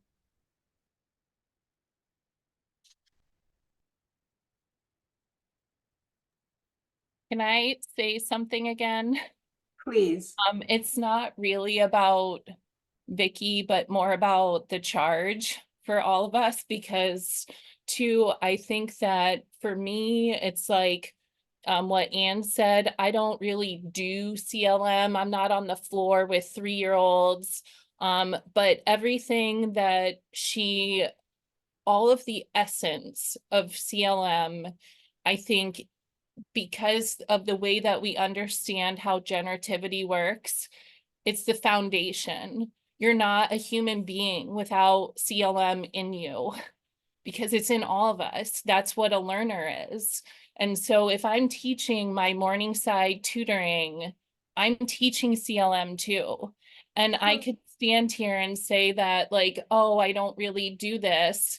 And I'm just going to go outside my comfort zone to say that I feel like that's the charge in all of us, because when I hear all of you talking, there's this humility and humbleness that's like, I hope I can carry it on in the way that she says. And I feel like from my yoga teacher, what I know is that no one teaches yoga the same way. We all have our own version. And I charge you to go forward with confidence that you are doing it Vicci's way. Like when Kathy taught me, Kathy, when you graciously taught me, you were like, I'm not sure if this is how Vicci would say it. And it's like, when I would talk to Vicci, she would say, I don't know, go ask Kathy. I think that what we need to do is own our learning and push it forward, even if it's your own version, because it's only ever going to be your own version. And it's important and it's valuable. And I think about like Rayanne and Christina and the whole team being so humble, and I wish you would speak more. I want to hear your voice. You have 20 years more of knowledge, Kristen. Like, there's so many people. Kathy, you're doing it. Like, everybody's doing it. Nipa, you're doing it. Oh my God, you're doing it. What are you talking about? Are you doing a good enough job? My God, like, you are all good enough. I'm honored to be here. I feel weird saying this. And then at the end, the icing on the cake that I feel like needs to be honored, and I think we're all doing our best job of it, is that I know for me, my rock is my husband, and I know that Vicci's rock was Ruth.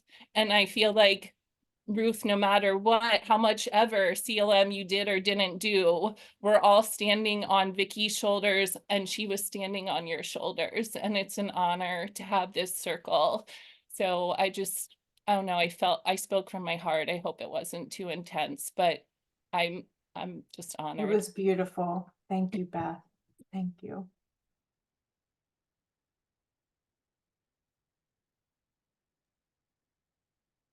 Can I just say something quickly? Yes, please. Everyone? Eleni. I have not met Vicci, but I just wanted to say that I am a better human, and I owe this to Vicci's work, and I'm connected to all of you because of Vicci. So I just wanted to say that although we've not met her personally, she sees in us, and she will continue to be with us in many, many ways. So thank you. Thank you, Eleni. I just want to point out in the chat that somebody put that there is a rainbow happening right now. Oh, Nancy. In California. It's a really beautiful picture. Thank you.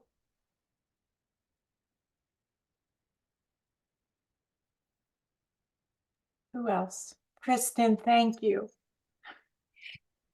Hey, everybody. It's great to see you all. Well, I was so lucky to get to work across the table from Vicci for 15 years. Definitely the privilege of a lifetime. And anyway, one of my special memories that was very early on, going out to dinner with Vicci was always so much fun for everyone. I know that I speak for everyone when I say that. And one special dinner, it was really, really a long time ago, and I didn't know her very well, but we had this beautiful dinner, and she's just sharing and just like, wow, she knows everything. She knows so many things and just inspiring. And then gets to dessert time. And she was like, they're like, do you want to see the dessert menu? And she was like, of course we want to see the dessert menu. So we're all browsing the dessert menu, and he comes back to take the order. And she was just like, we'll have one of each. You know? And it was like 15 desserts came for 4 of us. Like, it was just so Vicci, you know, to me. And so I love you guys all so much, and I'm so proud and honored to work with you every day and know that you're out there doing such amazing work. Thank you, Kristen, and thank you for carrying on. I'm looking at Claire. I had my last lunch with Vicci the day before she passed, and Claire St. Peter came, and we were celebrating kind of an unofficial celebration, and I'm so grateful that we did that, because we still had some hoops to jump through with our CLM mini credential at WVU. But anyway, the story you told, Kristen, made me think about lunch, Claire, right? She just like ordering all this food, and the waiter came and said, you don't mean, you know, basically saying, I don't think you mean all of this. And Vicci was like, yes, I mean all of this. She wanted to take it home. And so Billy and Tia, and they would have leftovers, and you know, it was, and of course, the same thing with the dessert. Yeah, well, yes, we will have dessert. Yes, we will see the menu. Yes. And then her generosity, my very final last memory of that day was she tipped the waitress, and the waitress was like, oh, no, no, no, I can't. And she said, oh, yes, yes, yes, yes, you can. And her generosity. So.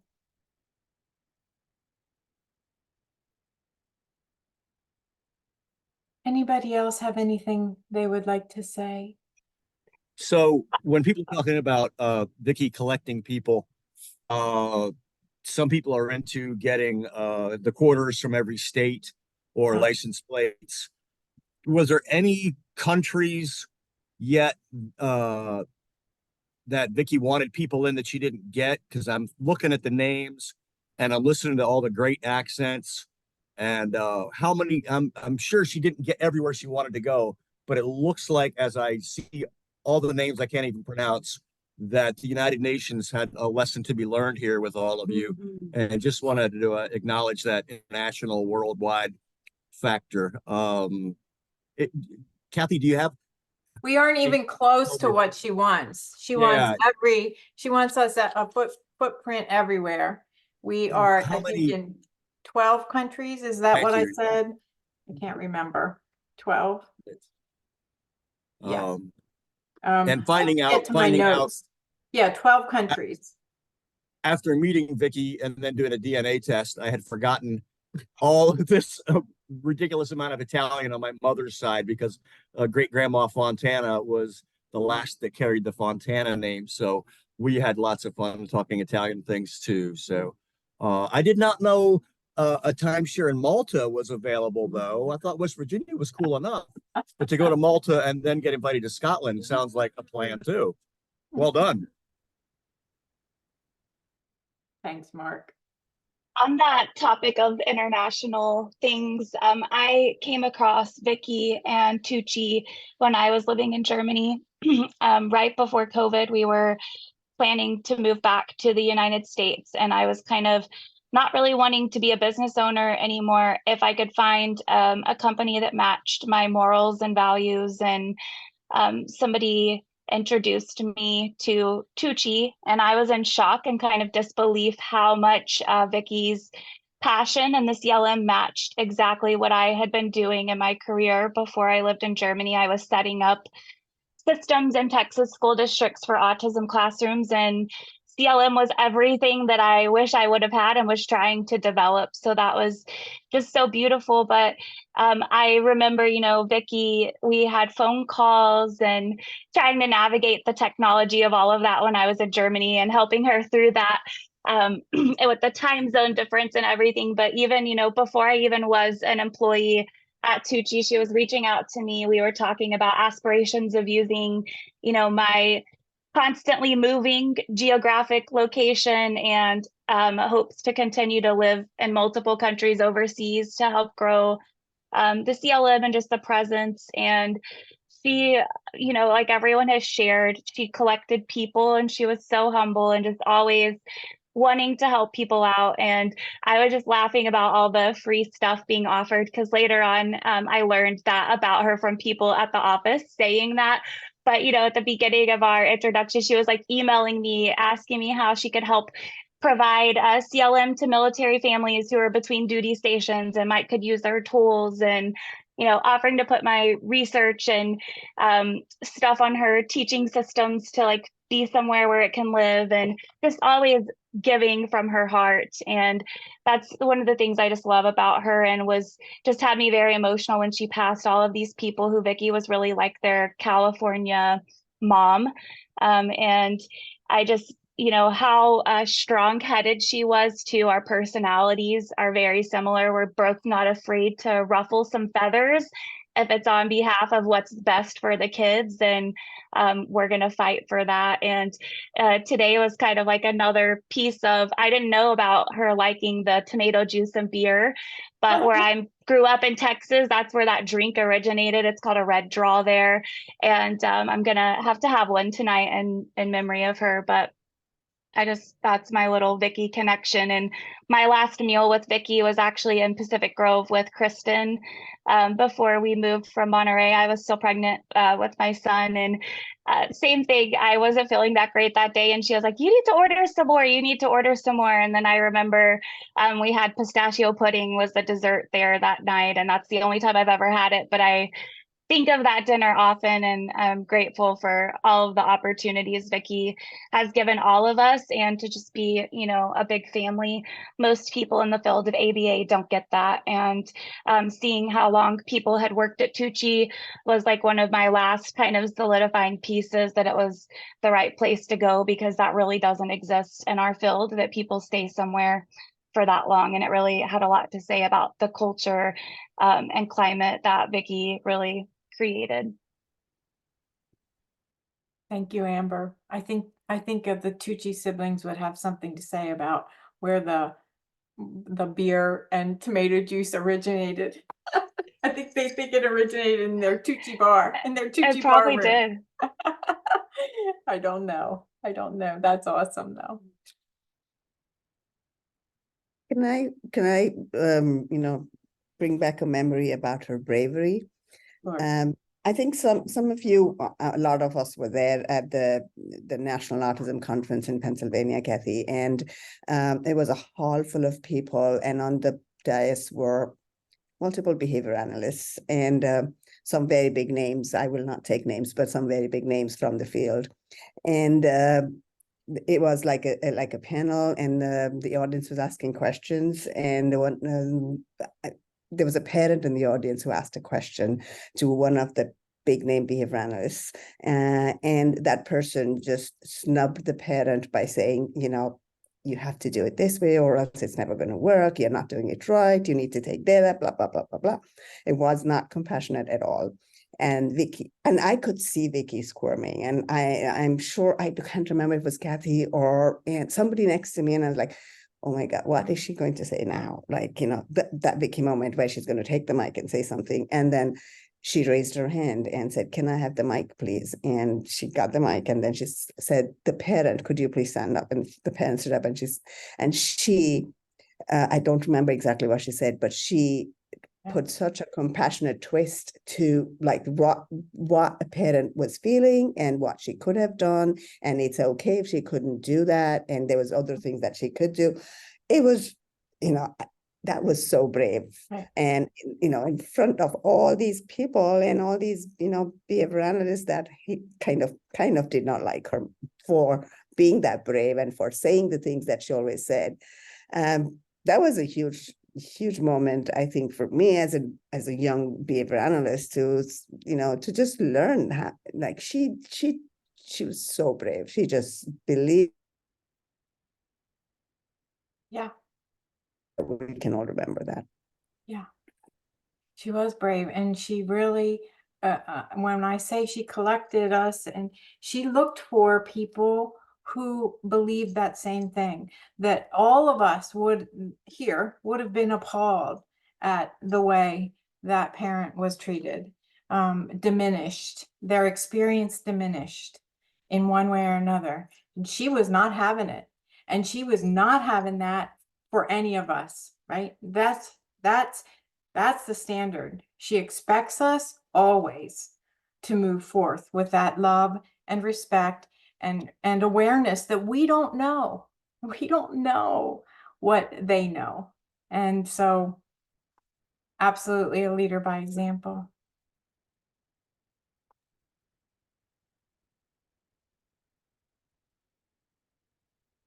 So I got to meet Vicci once for a dinner. And I didn't really talk directly much. I'm more of an observer. But I knew, and it's going to be the same for all of us, that one day I wanted to be her living legacy. Oh. And I think that's probably all I have to say, because that's probably the most important thing when I met her and what I took from her. Thank you, Stephen.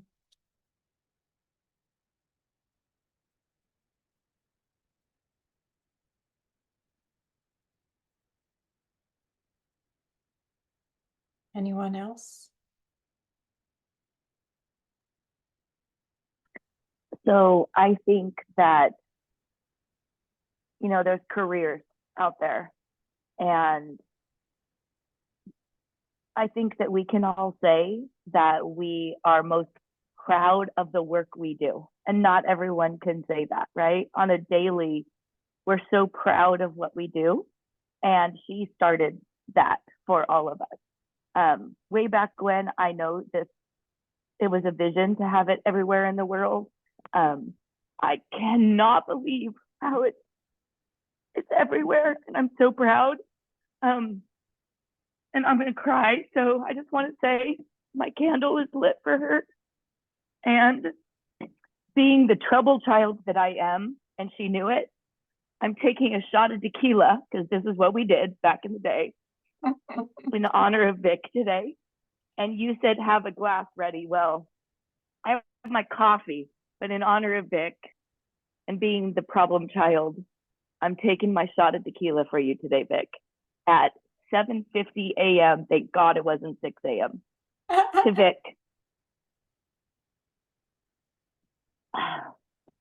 Thanks, Nance. Where's Rebecca? Your hand is up. Oh goodness, Vicci and you all, she loved us all. She loved you all, and she made us all family. That's for sure. I met her in a very small school because a parent asked her to be there, because she just, of course, Vicci answered that call because she always believed people deserved more. And I was like, who's this lady whispering these things that just make sense? And I saw someone said, like, she definitely, like, does that make sense? It was so engaging. I've used it for every relationship in my life, because it really makes people think. It's not argumentative. It's like, let's take it to another level. And she did that. I'm in Colorado. I haven't officially worked with the CLM here. And so yet anybody I've worked for, they've met Vicci, they've met you in stories, they've met all of you. I just want to speak to how much she loved me, just like she loved all of you.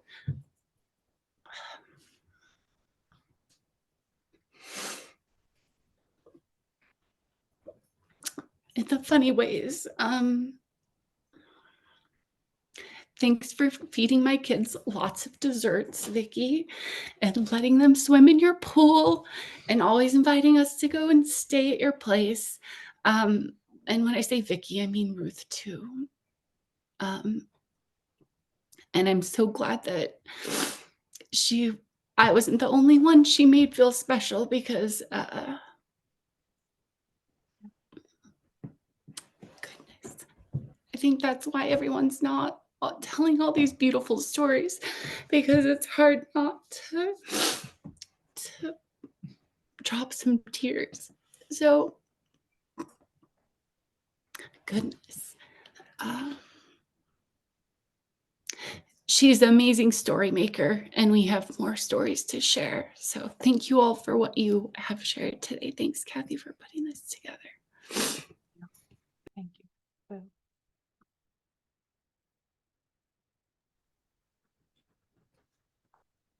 I don't know if my signal's strong enough for you guys to hear. I'm kind of on the road as a passenger. Can We you got hear me? you. We got Okay. you. All right. First of all, Ruth, we're talking about Vicci. Vicci loved you and told stories about you and referenced you all the time. And I want you to know, I know you know, but I want to say again how you were her rock. Somebody else said that earlier. You were her rock. She loved you. And I hope you know how much. Vicci changed all of our lives. I think it was Mark that said she believed in you more than you believed in you. That like really hit me, because she was one of, if not the most brilliant person I'd ever met. I have no idea still how she created what she's created. But when I spent time with her, she had this ability to just make you feel like she was just another person. You were, you know, like there was no I don't know, there's no pretense, there was no, she just made you feel comfortable. And she has changed my life and my career and so many other professionals, and therefore has impacted so many learners. I mean, countless. It's impossible to, when you multiply down, you know, every person that trained under Vicci, that then trained other people, that trained other people, and every one of those people that then impacts the learners' lives, her impact is exponential. And so I thank her for everything. Thank you, Karen. I just want to add something really quick to what Karen said. She's impacted so many. I just remember all the stories, especially paraeducators who would say, it's changed how I interact in my family, like how I treat my kids, how I discipline my kids. That to me is huge. And it impacted how we have been raising our, you know, not raising our grandkids, but just it's unbelievable how I hardly ever get spanked anymore. Thank you. I just want to share something. I'm trying not to talk, but I can't stop anymore. I hope I could talk while Please, not Val, please. crying. I'm just so grateful forever because I'm connected to NEPA, from the UAE to California, meeting Vicci personally, meeting my husband because of Vicci, and most of all, sharing Ruth with us, with all of us. Ruth's not going to say a lot of things, but if you would be able to like reach out to her, extend her your love to her, because she's shaking her head. Come on, Ruthie. And because of Vicci, because of her generosity, she also shared and still sharing Ruth with us. And I will be forever grateful. Thank you. Thank you, Val.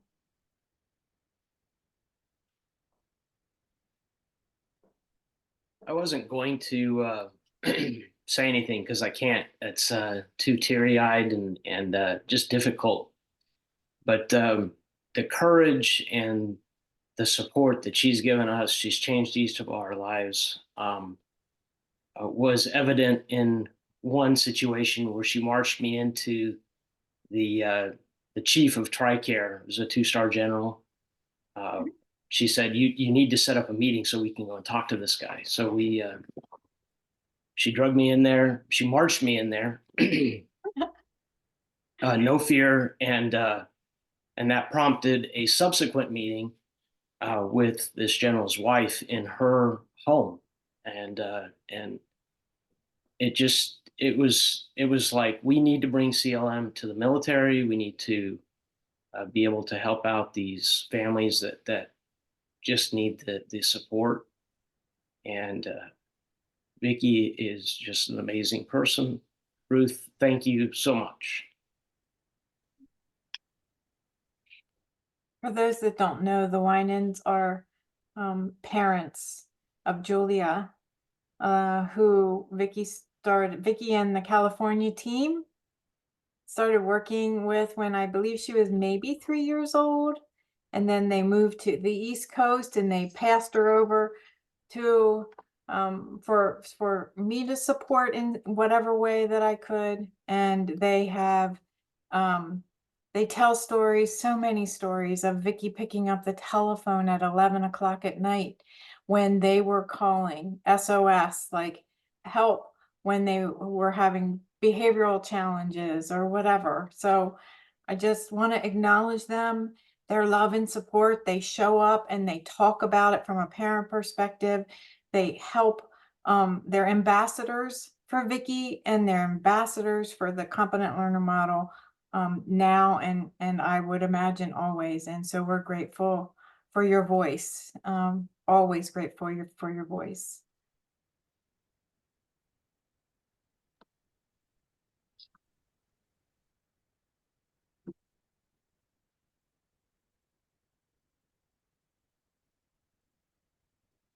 I'll say something. I'm Kathy's daughter, Olivia. I knew Vicci in a different way because I didn't work with her. I got to see my mom work with her for years, and she always made me feel really special. Even in the past few months, just sending me random videos of dogs and different animal things on Facebook to make me laugh. She just always found a way to connect with you. And I always thought she was so smart and was always so impressed by her, but not in like an intimidation way, because she just made you feel like you were so special, and that that she just wanted to connect with you no matter who you were. So thank you. Thank you, sweet girl.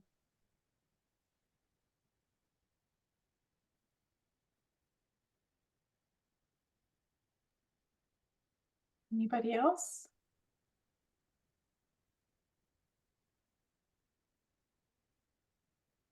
Friends, I'm gonna draw this to a close. We could do this all day. And can I say something, Cassie?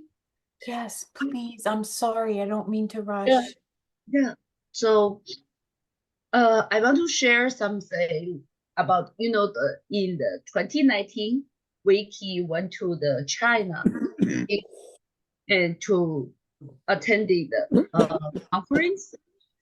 And we all know Vicci suffering some the health problem, and she always worry about the weather, the climate is so hard, and she wear a lot the fan and in her body.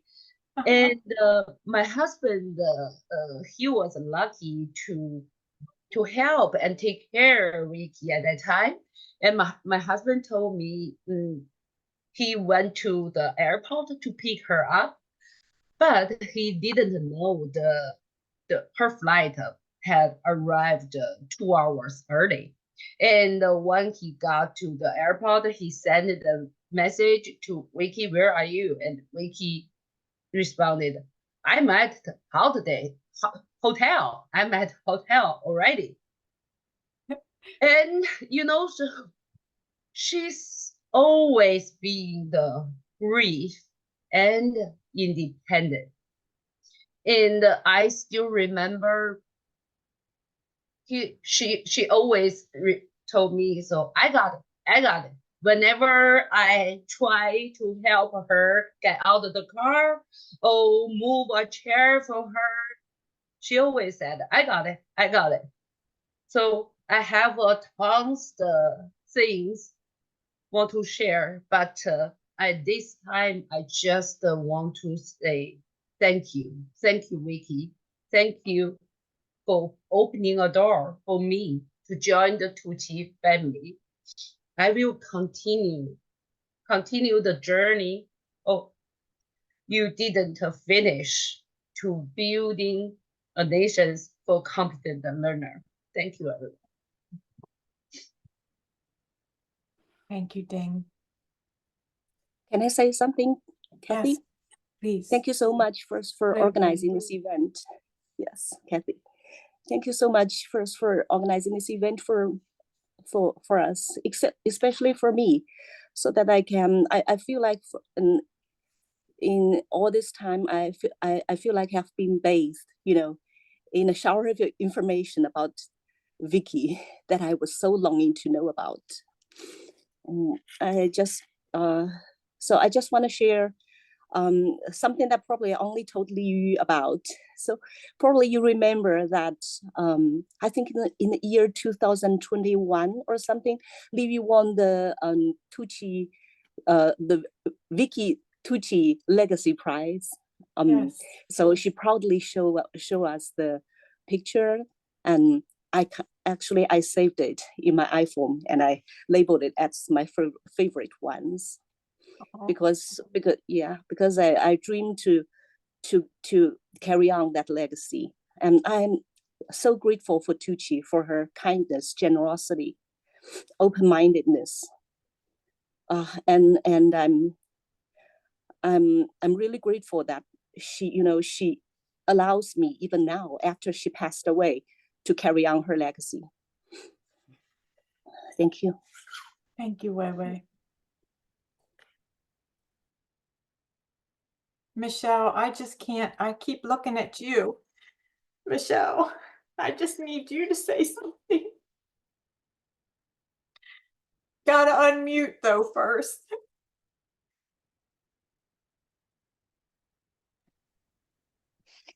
Okay, I'm Michelle, and I met Vicci about 35 years ago when she first came to Monterey County. And with all of her new ideas and her sense of commitment and her work ethic, and the fact that she really was one of the few people that could work just about as many hours as I did a day. We had a wonderful relationship over all of that time. Always she was vibrant and so intelligent, and yet she wouldn't mind our arguments, our discussions. We had so many hours. She and I and Gail Eulich would duke it out in the trailer at Stillwell School over exactly what was going to constitute that as an interverbal, or was it, I mean, we would just right down to the nitty gritty. And she was fabulous. She was just fabulous. She had a huge impact on teaching changes for the county office at a time when it was really very important, and paid off. It really did pay off. And we helped a lot of kids. And even more importantly, I think we helped a lot of families, a lot of parents who had felt that there was really no hope. Vicci instilled hope. Absolutely. Everywhere she went. And I loved her for it. Yeah. Thank you, Michelle.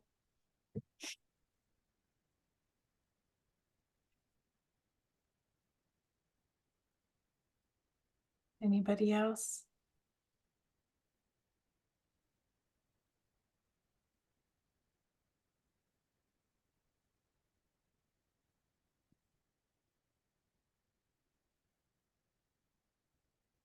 I'm going to round us out and finish us out here. For those who made it this a whole long time, I appreciate that. And we are going to end with a video. This last final video is Vicci actually working with a learner. So in her last trip to Virginia last October, well, maybe this was before. I don't know what trip. Don't hold me to that part. I'm totally blown away. Thank you. Oh, what beautiful tennis shoes you have. Sometimes if you turn your palm up and lay out, she might give you a high five. Can you give a high five today? I know. I don't think I've quite paired with anything that's a known reinforcer. So help me. What do we like? You say, help me. What does she like? Yeah. This is what we have to get out my bed. Yeah, because I need a known reinforcer. I have no value. You don't have any value, but these are values. Look what I got, girlfriend. Would you like one of these? Chocolate. Beautiful. Really close. Circle and triangle and red. Smells? I don't know the joke. Wait, here we go. Put a blue square around the hole. Can I have one? Is that okay? Is it okay for me to have one? Good, Juanito. Put a green check mark inside the square. Yum, yum, yum, yum, yum. Thank you. Are you really been able to make a... Whoa, you can read. I'm not telling. Whoa. Put the star above the triangle. There we go. Now draw me a red X inside the circle. Yum, yum, yum, yum. Good job, Nito. Perfect, Juanito. Look at that reach and pinching. Draw me a picture. I am so impressed. Okay.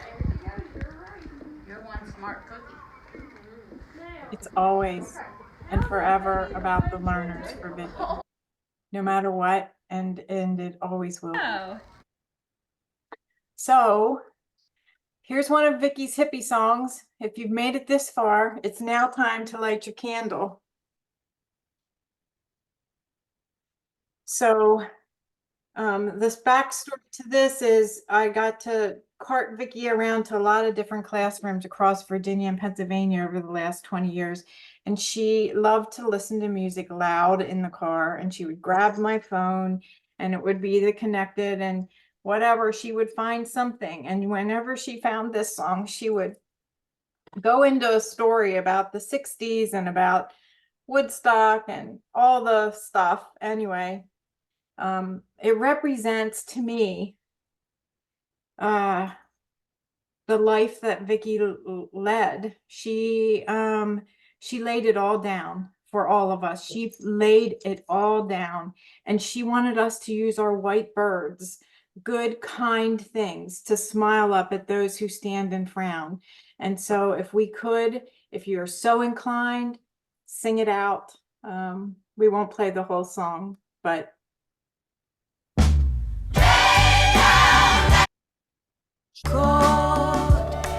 the same disease, and we all sang the songs of peace. Some came to sing, some came to pray, some came to keep the dark away.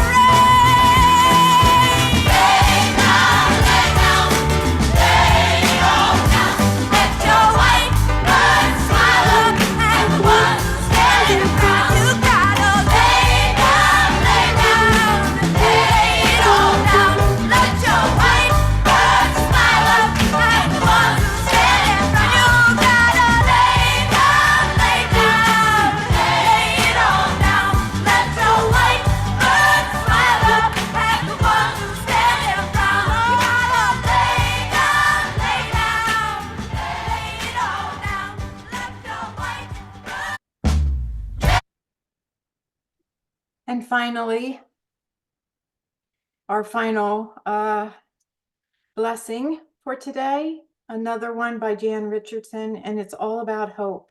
And this is in honor of the persistent hope that Vicci lived with throughout this life, so that we can continue to do the work.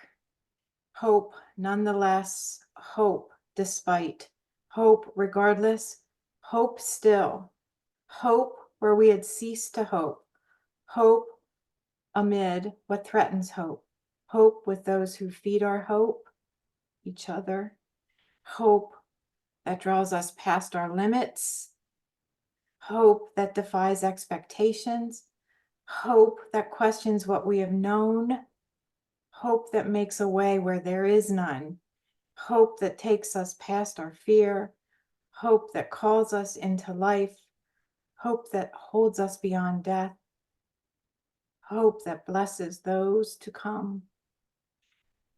Rest in peace, our dear Vicci Tucci. Let's raise our cups. Here's to you, Vic. We love you. Always and forever. Cheers.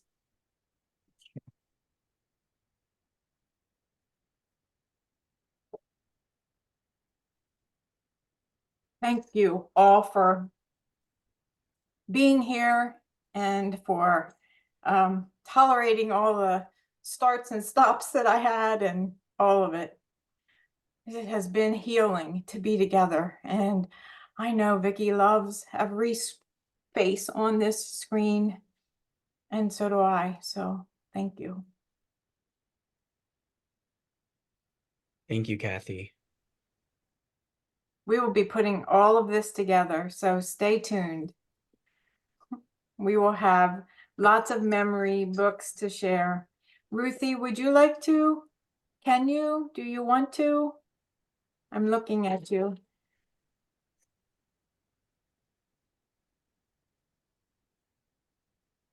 Thought you said I wouldn't have to do this, Kathy. I said, I ask you, I ask, do you want to? Yeah, I know. I just am blown away that there's so much love out there for her. And I know that she loved you just as much. Thank you all for sharing her with me. Thank you for sharing her with us. Thank you. Thank you. Okay, everyone. I know it's late for some of you and very early for others, so have a good rest of your day or evening, and we will gather around again soon. Beautiful. Thank you. Thank you. Thank you. Thank you, Kathy. Thank you.